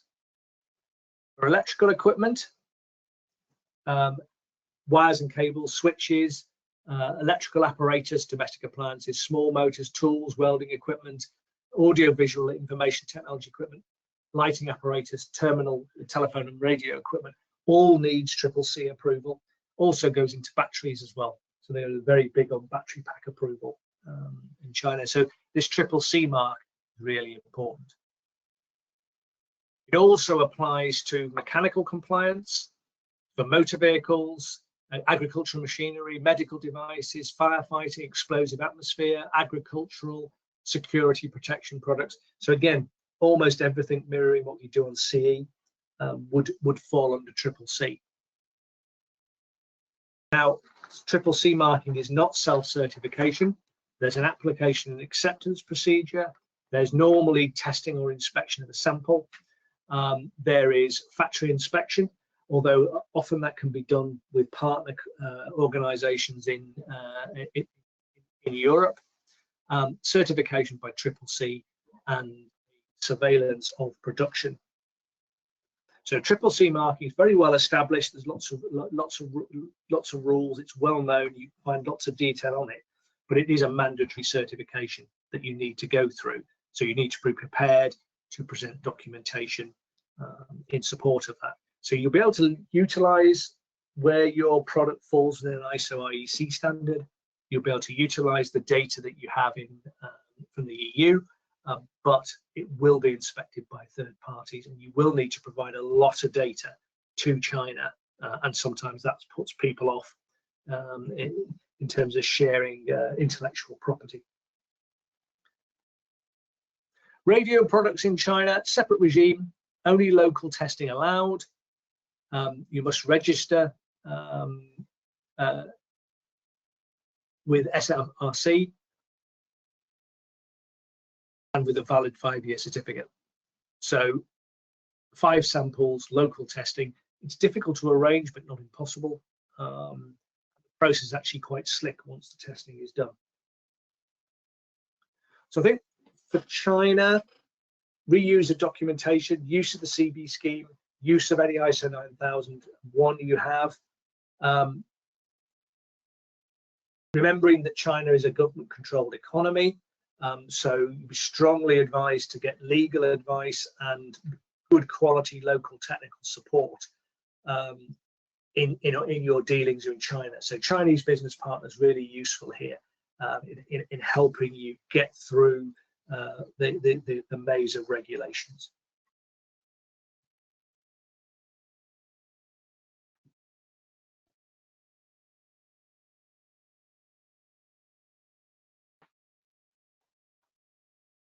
So, last of the BRICS, South Africa. Sophistication and promising market, well-developed economic structure, similar legal and juridical system to we have in the UK, so it's relatively easy to understand. It's a developing market. It has a history of underperforming in terms of growth, but with the expectation at some point that will improve. But there is a common language requirement there, so therefore the ability to get there relatively easily and to do business in English in most cases makes it an attractive market for UK companies. Electrical safety, a series of regimes there. So there's a set of specific laws. There's a list of regulated products which need to be complied, but you don't need testing in country. You can use international accredited test reports, so UCAS reports from the UK, or from a CB scheme, and those documents will enable you to get a letter of authority for import from NCRS. So fairly straightforward. If you've got a good basis to your CE marking, you can use those third-party test reports and certifications to help you for product safety for South Africa. For EMC, there are most electronic products would require a certificate of compliance, including TV sets, household appliances, home computing system, and alarm systems.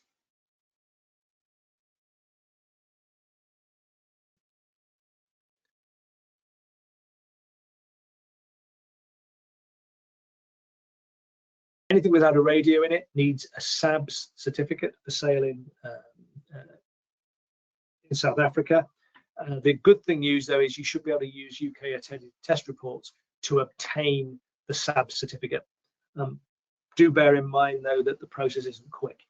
So if you are selling into South Africa, be prepared for a long wait from when you apply. Plenty of agencies in the UK will help you, including Element, will help you make that application. For machinery safety, there's a set of machinery regulations. They're fairly broad brush in the sense they must be suitable for purpose and must have suitable protections for workers.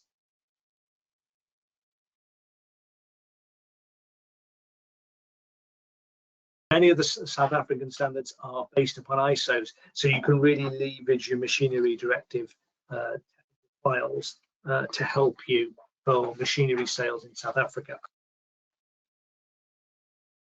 For radio equipment, you need type approval from ICASA. They will accept test reports from European test bodies. You need to have an ICASA label, but it's a slow process.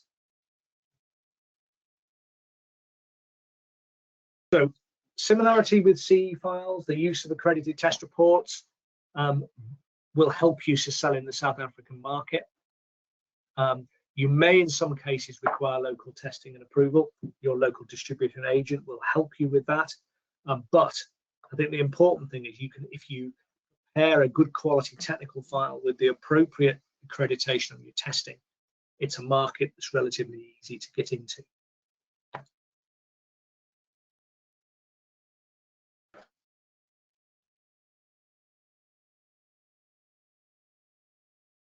In terms of BRICS economies, all projecting some form of growth higher than we would expect for the EU over the next few years, perhaps with the exception of Russia at the moment.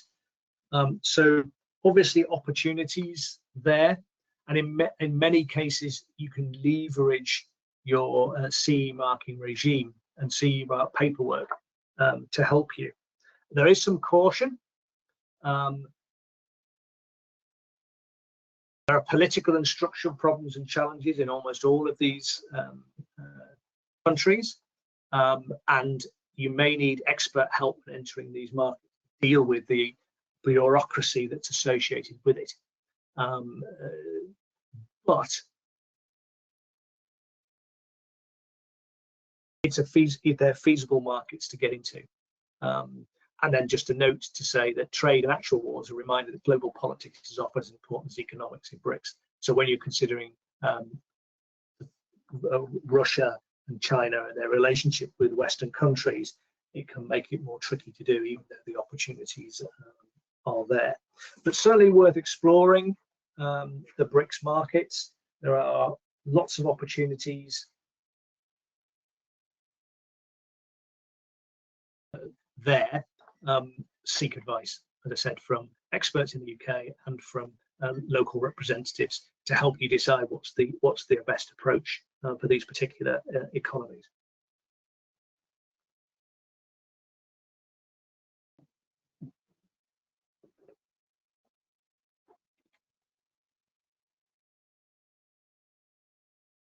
Okay, so that's a very quick introduction to the BRICS markets. Do we have any questions on those, Barry? Yeah, there's a couple of questions actually came in just actually as you were starting BRICS, so that may be more relevant to the USA chat. That's fine. Yep, here we go. So we are working in renewable energy sources such as liquid biomethane, hydrogen, ammonia, methanol, HVO, FAME, etc. We have been tracking the US marketplace. Have you seen carbon intensity, life cycle assessment and accreditation coming through? So for example, is there an opportunity for a Northern Ireland C14 ASSAY assay like SGS in Florida? Right, I don't know the answer to that. It's not my area of expertise, I'm afraid, in that. So I can make no comment. I'm sorry. And you'll probably notice by the way I read out the question, neither is it my area of expertise at all. So, yeah. So that's great. Again, there's a couple more opportunities for questions as we go through. I'm just going to bring up your next set of slides, Simon. So 2 seconds. Moving on to Middle East and Australasia. So sorry, I've just interrupted your flow there of the slides. So hopefully if you click on them now, that should be you back with control. Brilliant. Okay, over to you. Thanks, Barry. Okay, we're going to look at these frontier markets I alluded to earlier. So this is different to the BRICS, and again, we've looked at the situation with regard to the BRICS and the caveats on it in terms of you know, perhaps some of the politics associated with that. So this other, then this MINT grouping that we're going to look at here is perhaps another set of countries that are worth consideration.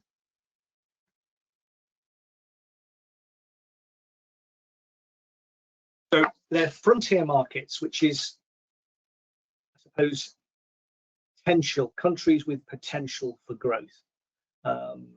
So I think, and with real opportunities. So we're looking at Nigeria and Mexico and Indonesia and Turkey being the four countries from this. We'll look at each one in turn.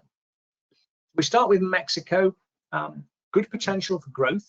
We already have an export into Mexico, although we don't export very much. We have a continuity agreement with Mexico, but we are talking to the Mexicans about a closer free trade agreement. So a useful potential market. And whilst on the North American continent, and they have a trade agreement with the US and Canada, it's quite a different regime to what you would find in the US and Canada. It doesn't have the shared commonality that the Canadians and Americans have. So in terms of electrical safety, they have a group called NORM, Norms of Mexico, Norms and Ordinance of Mexico, is the regulatory approval safety mark. And you'll see this very common on electrical products.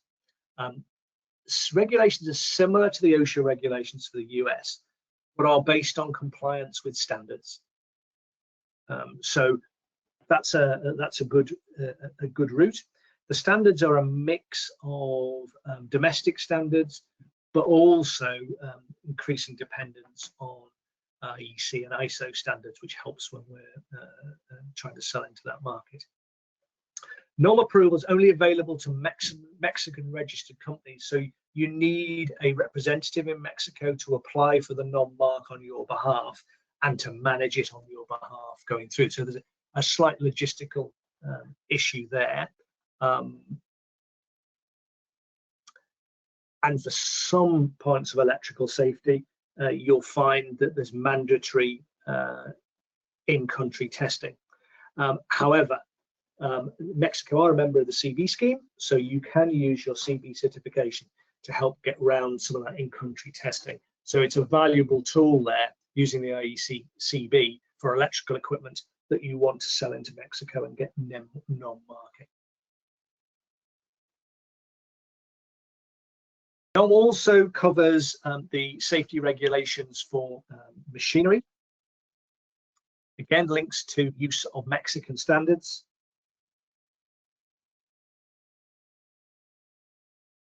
Rather like the machinery directive, requires movable parts to be safeguarded and to be inspected. So very familiar standardized regimes that you find in the machinery directive. There's a specific document, NOM 004 STPS, defines the specific rules that you would apply. But if you apply the machinery directive, you'll find that there's a huge amount of similarity and familiarity there, although there are specific Mexican for safety components that you may need.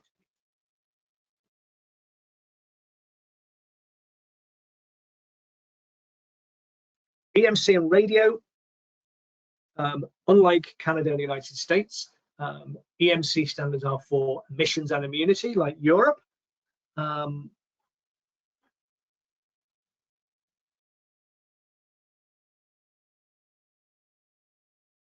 Standards are largely adoptions of the same standards we'd use for the EU, so relatively easy to meet. Two bodies are involved here, NORM and IFT. IFT are responsible for radio equipment and radio approvals.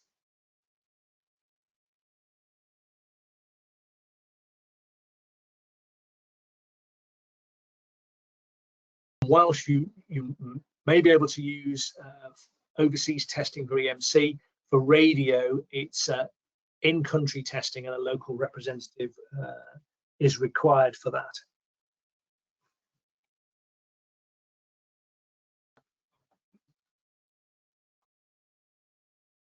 So the second mint country is Indonesia, largest Southeast Asian population, huge customer base, great opportunity for exporting too as that market develops.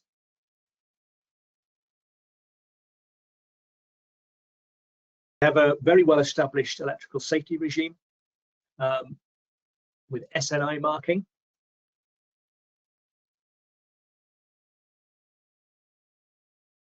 Indonesia requires in-country testing for the moment for electrical products, and then they will issue certification and you place the mark with the registration number on the product. There's an ongoing discussion with the Indonesians about their participation in the CB scheme, but government regulation is mandating local testing. So, but it's a watch this space. There is a desire for recognition of international testing and certification in Indonesia, but the Indonesian government is restricting that at the moment.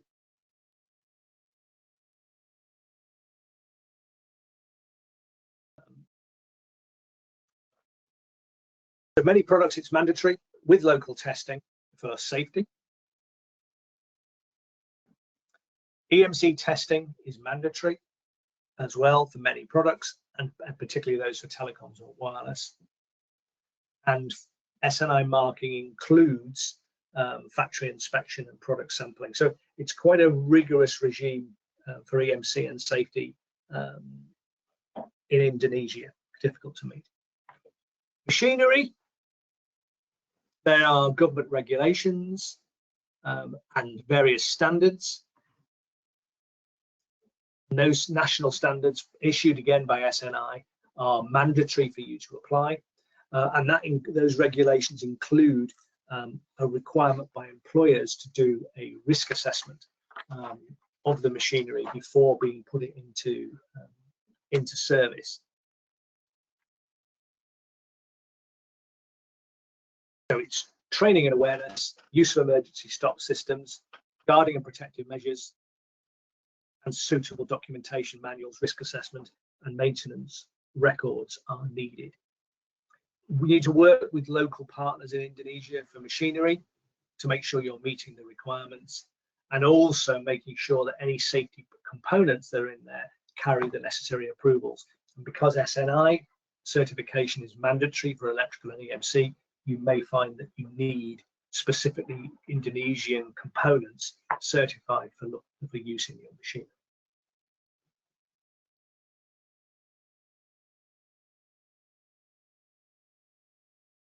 Nigeria is the third country we're going to look at. Largest population and economy in Africa. It's a huge oil producing country. So wealthy, and has got the opportunity for sales into that market. Is a regime for electrical safety, which involves certification program for electrical items, which requires products to have undergone some form of conformity assessment before they're imported into Nigeria. And to prove that you've met those requirements, you need something called a SONCAP certificate of conformity. Nigerian standards and international standards may be used, so you can have testing outside of Nigeria, but you need to get through import controls, and import controls require this SONCAP certificate of conformity, which you need to apply for and produce a technical pack, so product evaluation documents. So you need to obtain this SONCAP certificate, which will require paperwork to be generated and applications made to the appropriate bodies prior to shipping into the country.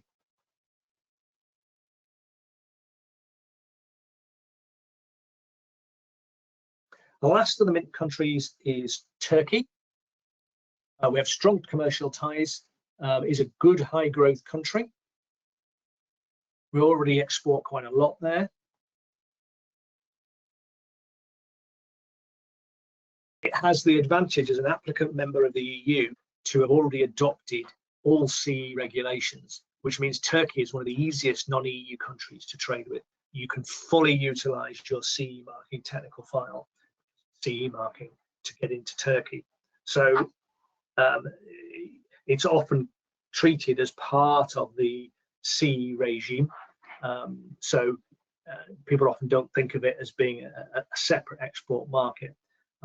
But it is a high growth market, and so relatively close, relatively easy to deal with. So a good opportunity potentially from Turkey.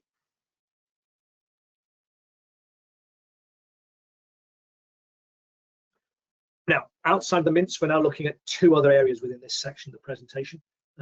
The first of those is the Middle East.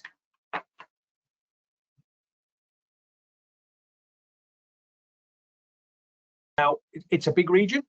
When you look at the map of the region, Syria, Lebanon, Israel, Yemen, Iran, Iraq, may not consider to be ideal trading areas, but they do include some extremely wealthy oil-rich nations within the Gulf region, including Saudi Arabia, UAE, and Qatar. So there are definitely trading opportunities in this market, which can be quite lucrative. So it's certainly worth exploring the Middle East markets. So if we look at the Gulf states, there's something called G-Mark certification. This is the Gulf state mark that you can see. It's applicable in the UAE, Bahrain, Saudi Arabia, Oman, Qatar, and Kuwait. Covers electrical equipment, children's toys, and other areas of compliance as they try and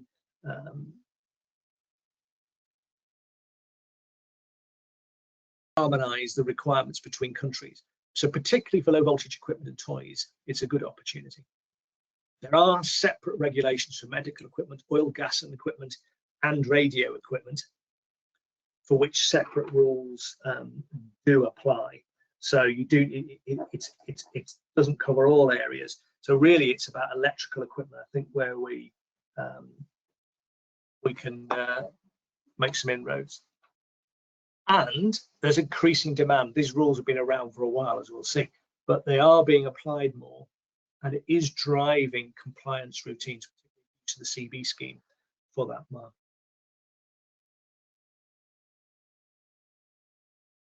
So the low voltage electrical equipment regulations are based upon the low voltage directive, but they also include mandatory EMC. So the low voltage equipment regulations are safety and EMC rolled into one.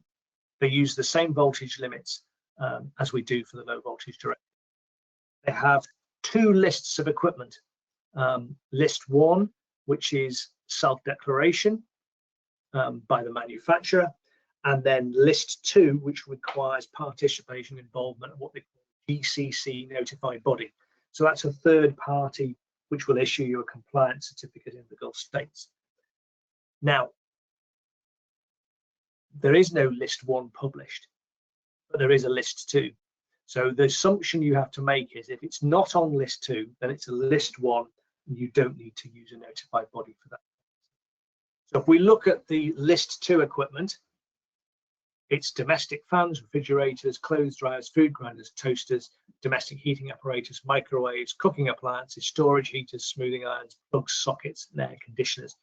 So dangerous or potentially dangerous equipment for use in the home is covered by that. So for any of these equipment, you would need to apply to a GCC notified body in order to get a certificate before you could sell into those markets.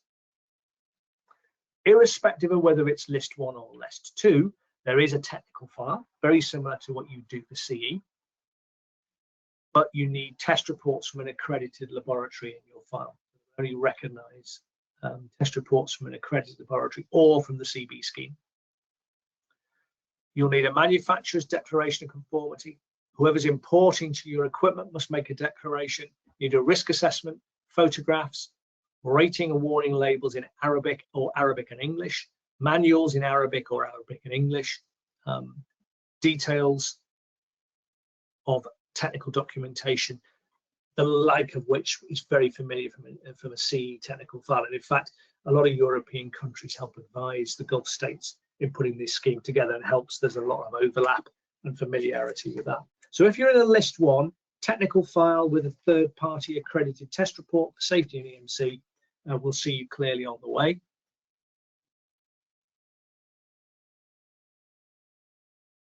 However, there are individual countries within the Gulf have additional national requirements. So, for example, in Saudi Arabia, there's an online database for registration of certificates, whereas in UAE, ESMA approval requires you to have a local representative. There's no database. If you do need a notified body, then there's a list of bodies who will be familiar, will be able to help you with these requirements. But I think it's worth recognizing that the Gulf state system, if you're in a list 1 product for electrical safety, it's quite straightforward.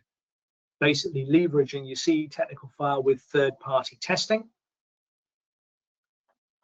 and then really talk to your local representative in the individual Gulf state you're selling into to see if whether there's local registration or a local representative is required. If you're list 2, then you'll need one of these notified bodies. Or if you're selling radios or dangerous or medical equipment or equipment for potential explosive atmospheres, then individual Gulf state rules will apply.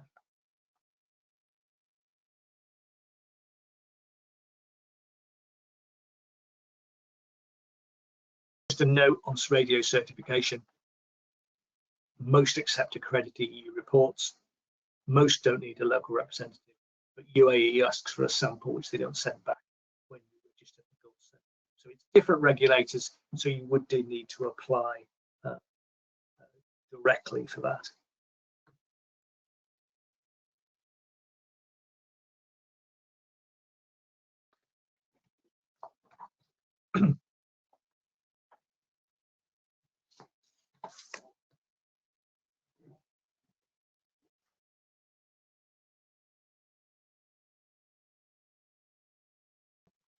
So, in respect to the Middle East, some Middle East economies face regional political problems, which we know about, but there's a huge wealth and a move away from oil dependency.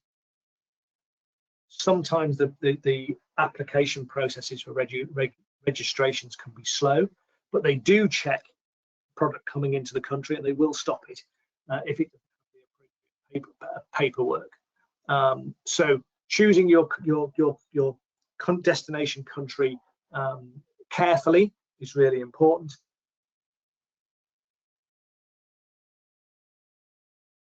The opportunities are there, and the regulation regime is quite well understood. Okay, flipping to the other side of the world, Australia and New Zealand. Starting off with Australia, common language and culture, very similar legal practices, free trade agreement, which is providing good recognition. So it's a long way away, population of 20-odd million people, so quite a wealthy country regionally, so there are opportunities in Australia for sales. New Zealand, again, shares the same benefit, also has a free trade agreement with the UK. As we pointed out earlier with the US and Canada, it's not wise to confuse New Zealanders with Australians, and equally their regulations, whilst they are similar, aren't always necessarily the same. So it's watch out for the differences. Obviously, New Zealand's a population of 4.5 million people, a smaller economy than Australia. So they do mirror Australian regulations in many senses. So for example, for a safety EMC and radio requirements, there's a common set of regimes called the RCM mark.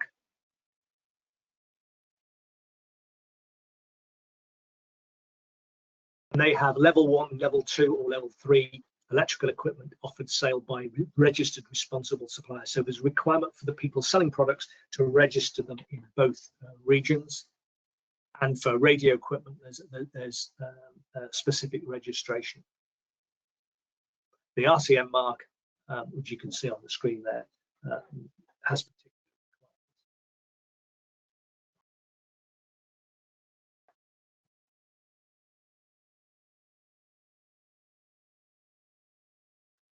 It's important to note that authorization to use the RCM mark will only be issued to an Australian or New Zealand-based company, so you need a representative to make the application to fill in the database on your behalf.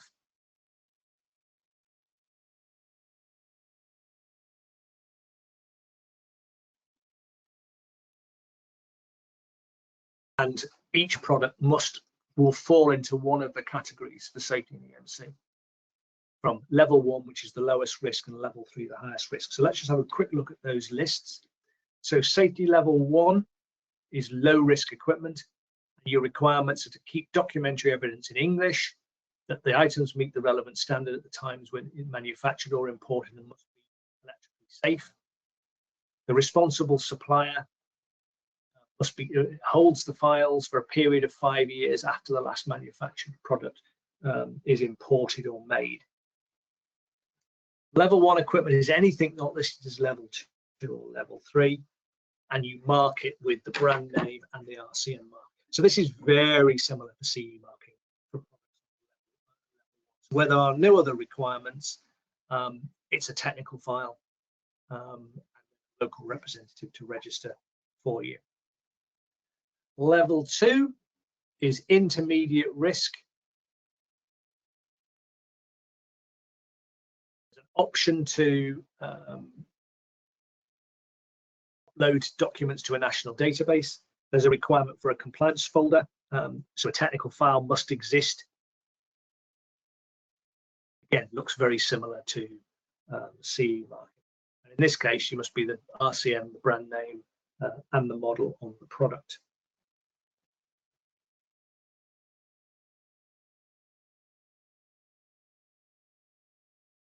High-risk products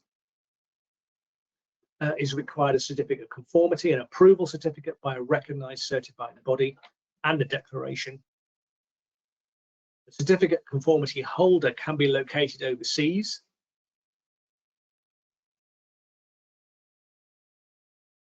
But it must be third-party testing. So you can have third-party testing from laboratories such as Element, who are registered with the Australian government, or you can use CB certificates and apply for a Standard Australia for certification for the product.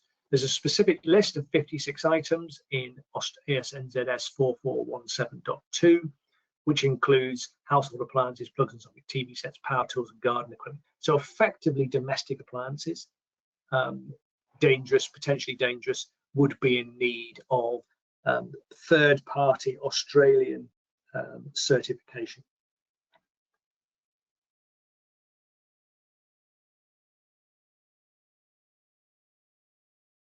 So the supplier of the equipment is held responsible, like CE marking.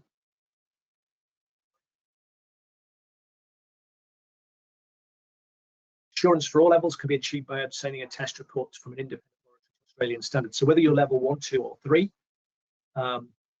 testing to make sure that you've covered the Australian deviations to international standards is really important.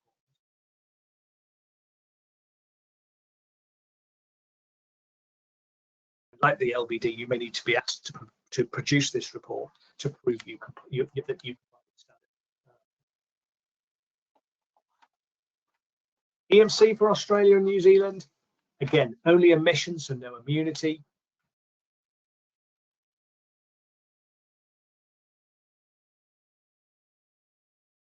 And your importer will register you for EMC compliance.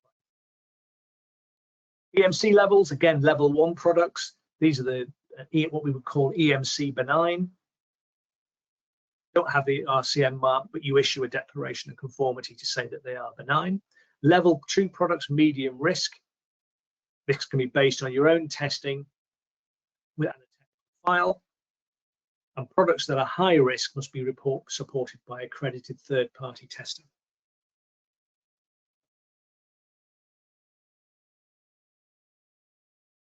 So level 3 for EMC includes all industrial, scientific, and medical equipment and any information technology equipment. So the levels are different between EMC and safety.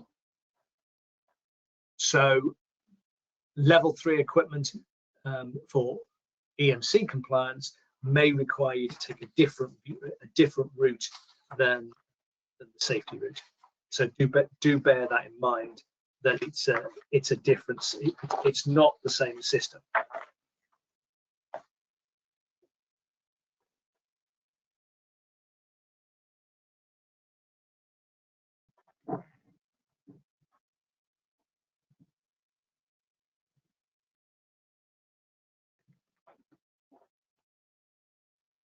The radio, there are common harmonized frequencies in Australia and New Zealand, so you only need one certificate.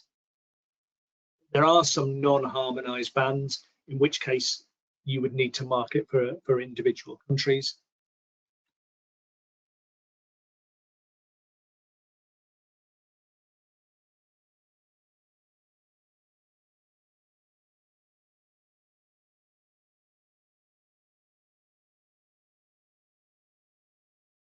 For machinery compliance, Australia has something called the World Health and Safety WHS legislation. It applies across all of Australia.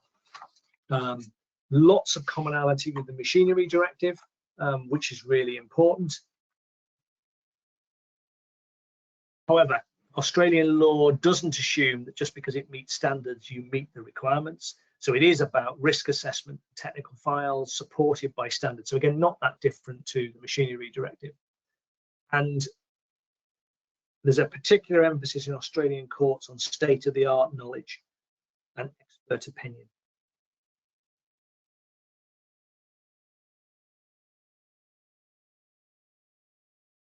So, in summary, EMC and safety is mandatory with various levels depending on risks. They use ISO, IEC, EN, and CISPRA standards and helps you can leverage your CE files. There's high-risk electrical equipment must be third-party certified prior to sale.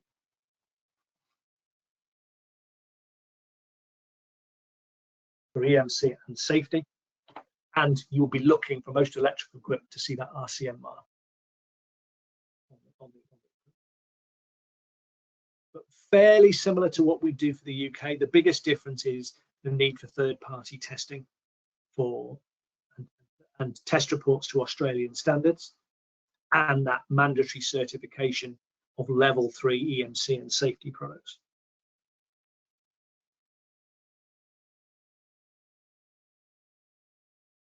Okay, so that brings us to the end of that group. Do we have any questions on those particular markets? So there's one question with regards to New Zealand and Australia. So can we use a New Zealand company for equipment CE marked in NI going to New Zealand and Australia? Got to say that again. Can we use a New Zealand company for equipment CE marked in NI going to New Zealand? Yes, yes, you can. But obviously, the CE mark doesn't count for anything itself. It's RCM mark that you need to meet. So you need to meet the Australian New Zealand regulation. But a New Zealand company should be able to register you because it's a common mark. So I'm fairly sure that they can do both. Yeah. Sure. But it would be worth checking. I think it would be worth checking to see whether it's.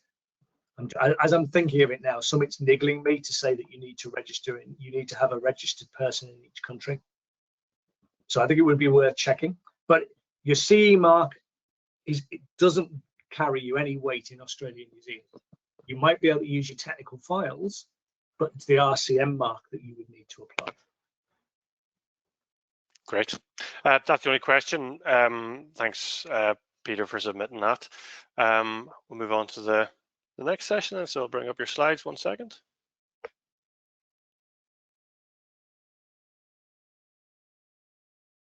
Right.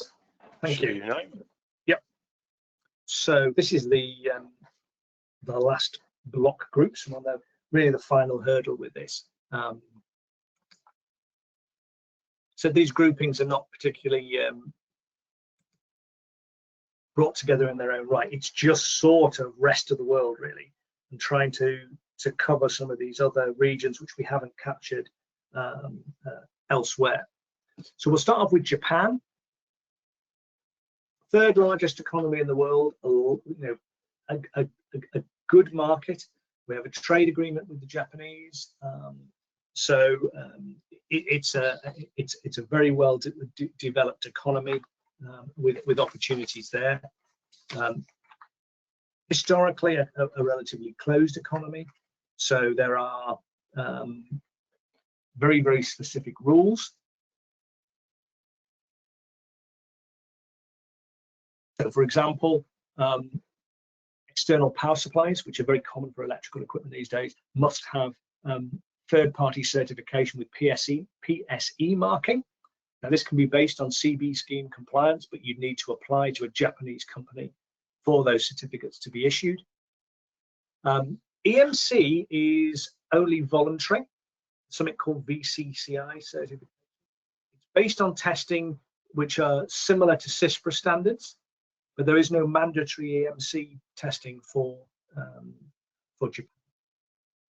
And for machinery, safety is very similar to EU requirements, with the main responsibilities placed on plant operators, something called JISHA, Japanese Institute for Safety Health, I think. Rules apply for that. But it's the same sort of thing. It's risk assessments, it's safety components. So you would find if you're shipping machinery to Japan, your CE technical file will help you in meeting those requirements. Radio equipment and also telecoms equipment, it's third-party certification, though you can have that testing and certification done in the UK. It's different to radio testing for the EU or US. It's very idiosyncratic. The similar documentation pack to that needed for FCC, but the test standards aren't the same. So if you are considering selling anything with a radio in it to Japan, this MIC certification is really needs looking into in detail, because it is quite complicated. An Element could help with that.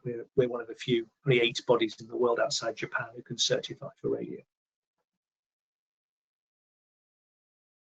Also in the same neck of the woods regionally is South Korea. Again, a very, very large economy, free trade agreements with the UK. Their standardization system, like Japan, is based on IEC and ISO. They're very, very actively involved in that. So, good opportunities in South Korea.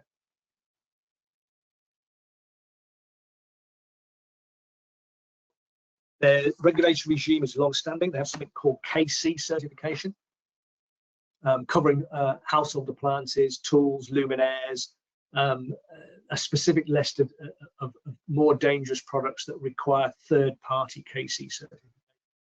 Uses similar voltage limits to the EU. That can be based on the CB scheme.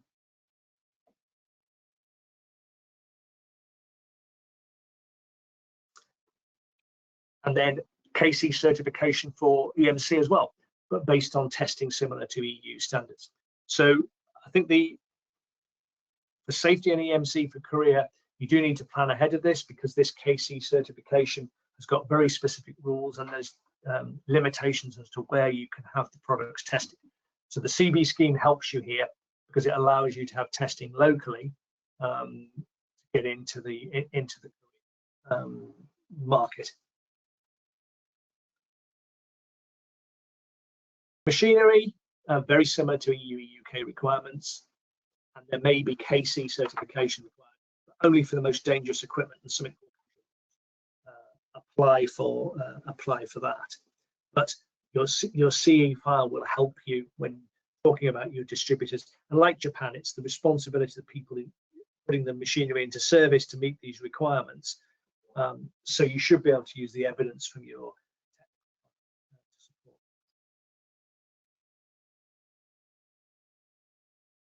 radio requirements, very specific, in-country testing only, different radio testing to the EU and US, but a similar documentation pack. So if you've got a radio going into Korea, I'm afraid it's in-country testing.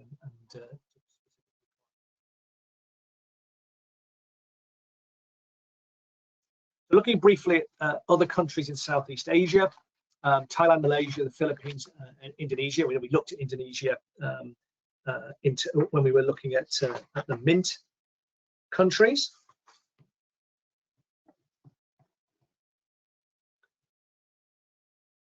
So there, for electrical safety and EMC, there's something called the ASEAN Harmonized Electrical and Equipment Regulation Regime, and it supplements existing third-party certification schemes that exist in Singapore, Malaysia, and the Philippines.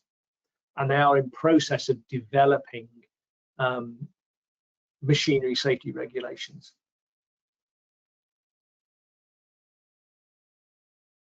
Now, they use ISO and IEC standards, which is helpful, but there's still quite a lot of third-party national certification in these markets, as we saw with Indonesia.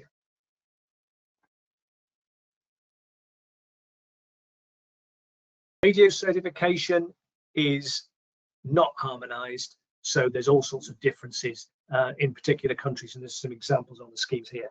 So if you are selling radio products to any of these countries, I'm afraid there's a separate regime to follow. You need to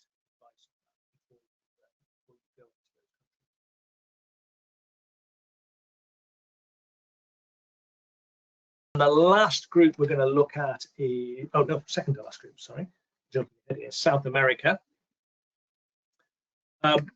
We've already looked at Brazil, but if we look at Colombia, Ecuador, Chile, and Argentina as developed countries, they follow ISO and IEC standards. They're in the CB scheme, etc. So that's really, really useful. But you need to note that although there are agreements like Mercator and stuff within the South American continent, there isn't really common trading practice. So it is like dealing on a country-by-country basis. And certainly of the countries listed here, Argentina and Colombia have established product certification regulations.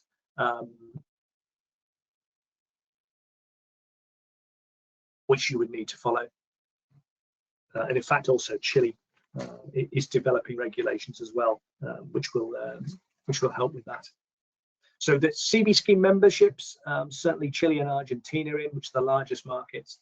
So if you're doing electrical equipment, EMC, and safety, you may be able to use CB certificates to help you get into those markets.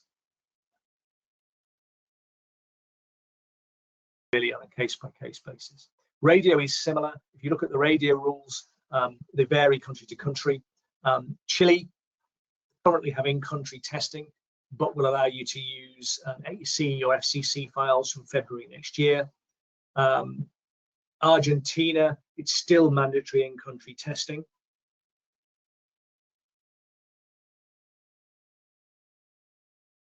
So radio again provides us with particular challenges in terms of our testing budget.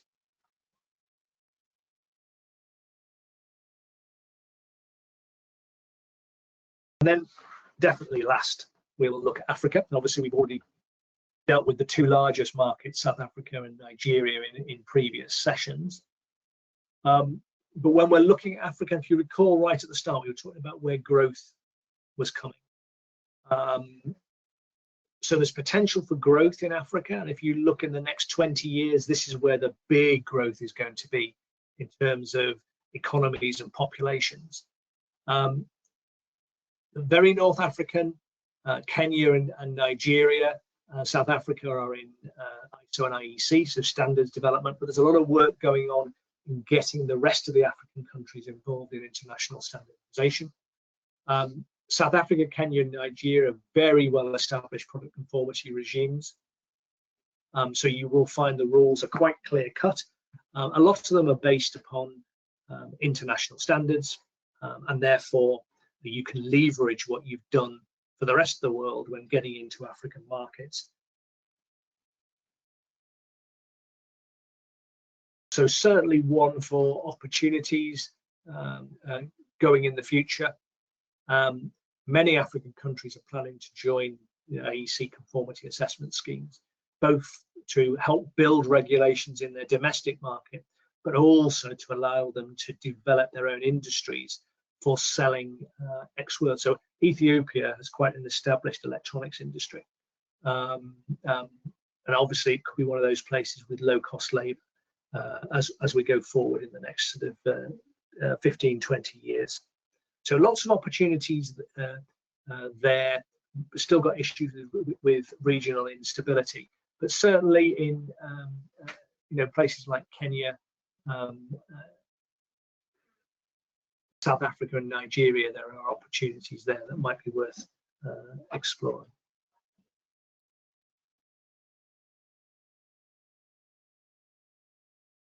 Okay, that brings us to the end of this sort of rest of the world group. Any questions on that? No, there's no questions in for this session. Just having a quick look. No, nothing in for this one. So I'm just bringing up your next set of slides. So this is the last part of this.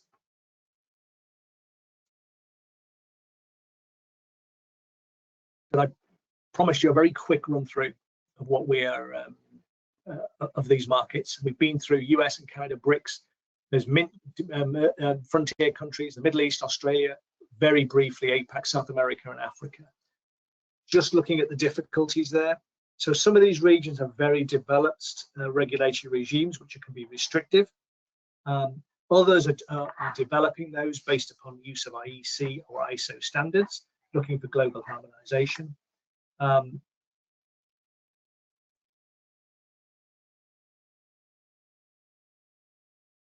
So we can see where the issues may arise.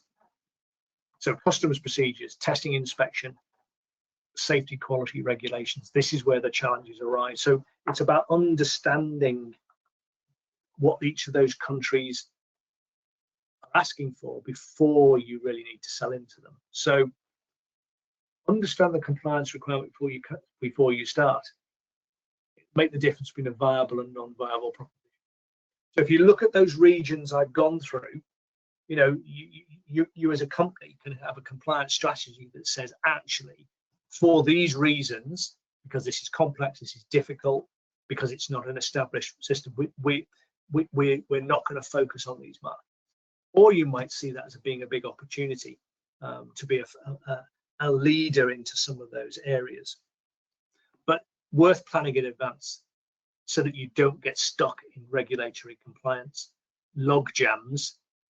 So for example, selling into South Africa can be quite bureaucratic, getting through the regulatory regime. Nigeria, possibly the same. You don't want to get stuck in that when you've already made the sale. So do think about that in advance. Design to meet international standards wherever possible. The predominance of IEC and ISO standards on the global marketplace is really important. And from the radio side, the use of FCC and ETSI standards means that following international standards is really important. Your UK CA and CE files can be useful, as we've seen outside the UK and EU, but note that the third-party test requirements in many countries, which makes it a trickier system than EU and UK CA, where self-declaration is the norm. So when you're considering your compliance strategy for a product, think about where you have your testing done. Think about whether you're going to need IECE or IECX international certification on top of third-party testing, because you don't want to have to go back and get the testing done again in the future. So make sure you get best value for money out of your testing spend. And you're not only going to know whether you're going to need the third-party listing if you've chosen your countries in advance.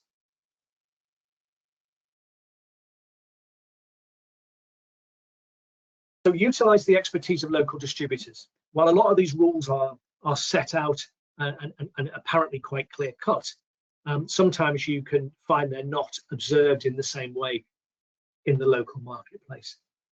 Sometimes they're not observed at all. Sometimes there are additional requirements that you need to meet that aren't commonly available. So local distributors and importers are really important.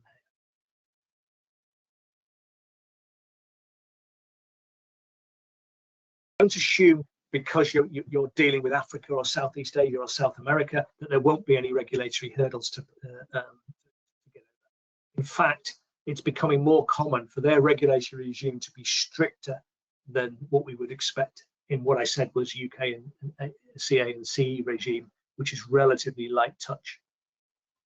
And remembering it's meet the requirements or lose out on sales to them. When those opportunities come up, it's much easier to be able to say, no, I've already looked at the requirements for South America and I'm not interested. Or say, yeah, actually, I know what the requirements are for Argentina. If we get orders from there, we're quite prepared to fulfill those.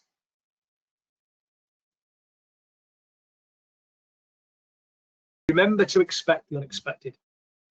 What it looks like ostensibly may not be when you dig into it, which is why research into these individual markets is really important, so you know what to expect at the earliest stage. So there's some useful resources for you. So InvestNII website has useful information on some of these countries. So just as a general bit of market research, Colin will, I'm sure, and his team in Invest Northern Ireland be able to provide practical support or financial support to help you review these market access requirements.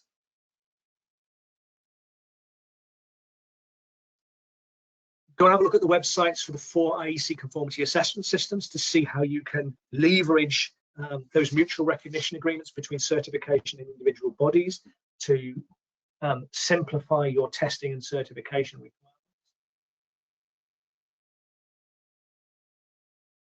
And also, in addition to the Invest Northern Ireland regime, UK government,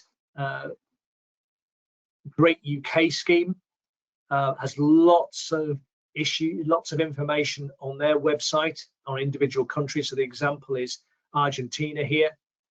You know what the market is, what the rules are in terms of export, and then a summary of particular challenges for those markets. So again, doing your own research, there's lots of documentation available to you to help you make these decisions on what markets to address and what markets to give, to let pass you by.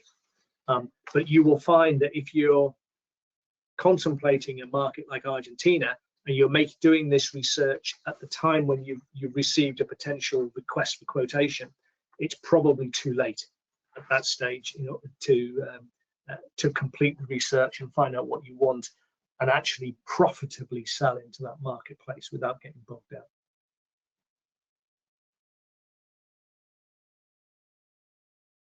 There's also Institute of Export guidance on individual countries as well. So that is the end of my part of this session.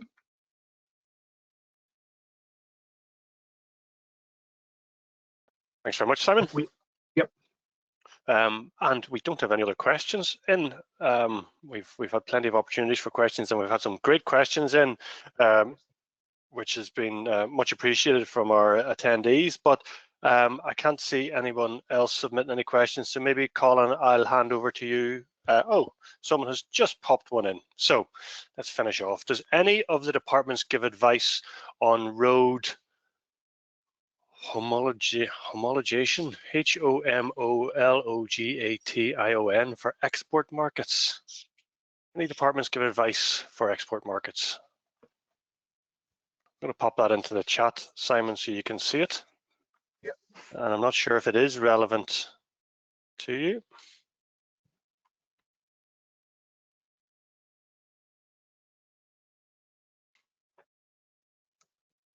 I've just popped into the chat there, Colin, or Simon, sorry.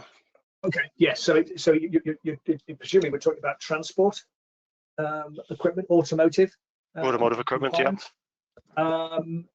Again, automotive is very specialized. Oh, actually, sorry, yep. Simon, Kathy just qualified. That's a non-road machinery such as pick and carry cranes.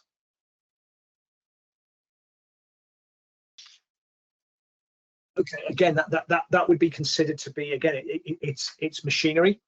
So it would be covered under the machinery regulations for individual countries. So again, if you look on that list of resources that again you've very helpfully posted onto the chat there, Barry, and also in my presentation, they will address machinery of that type as part of that. And again, and I'm sure again the machinery team in Invest Northern Ireland will be able to provide specific advice. Super. Yes. So I popped those couple of links into the chat, but also we'll be sharing tomorrow PDFs of Simon's slides. So any other links that I didn't share will be included in that. So, okay. Simon, thanks very much. And thanks for answering that question with my butchered pronunciation. Apologies, Kathy, for that.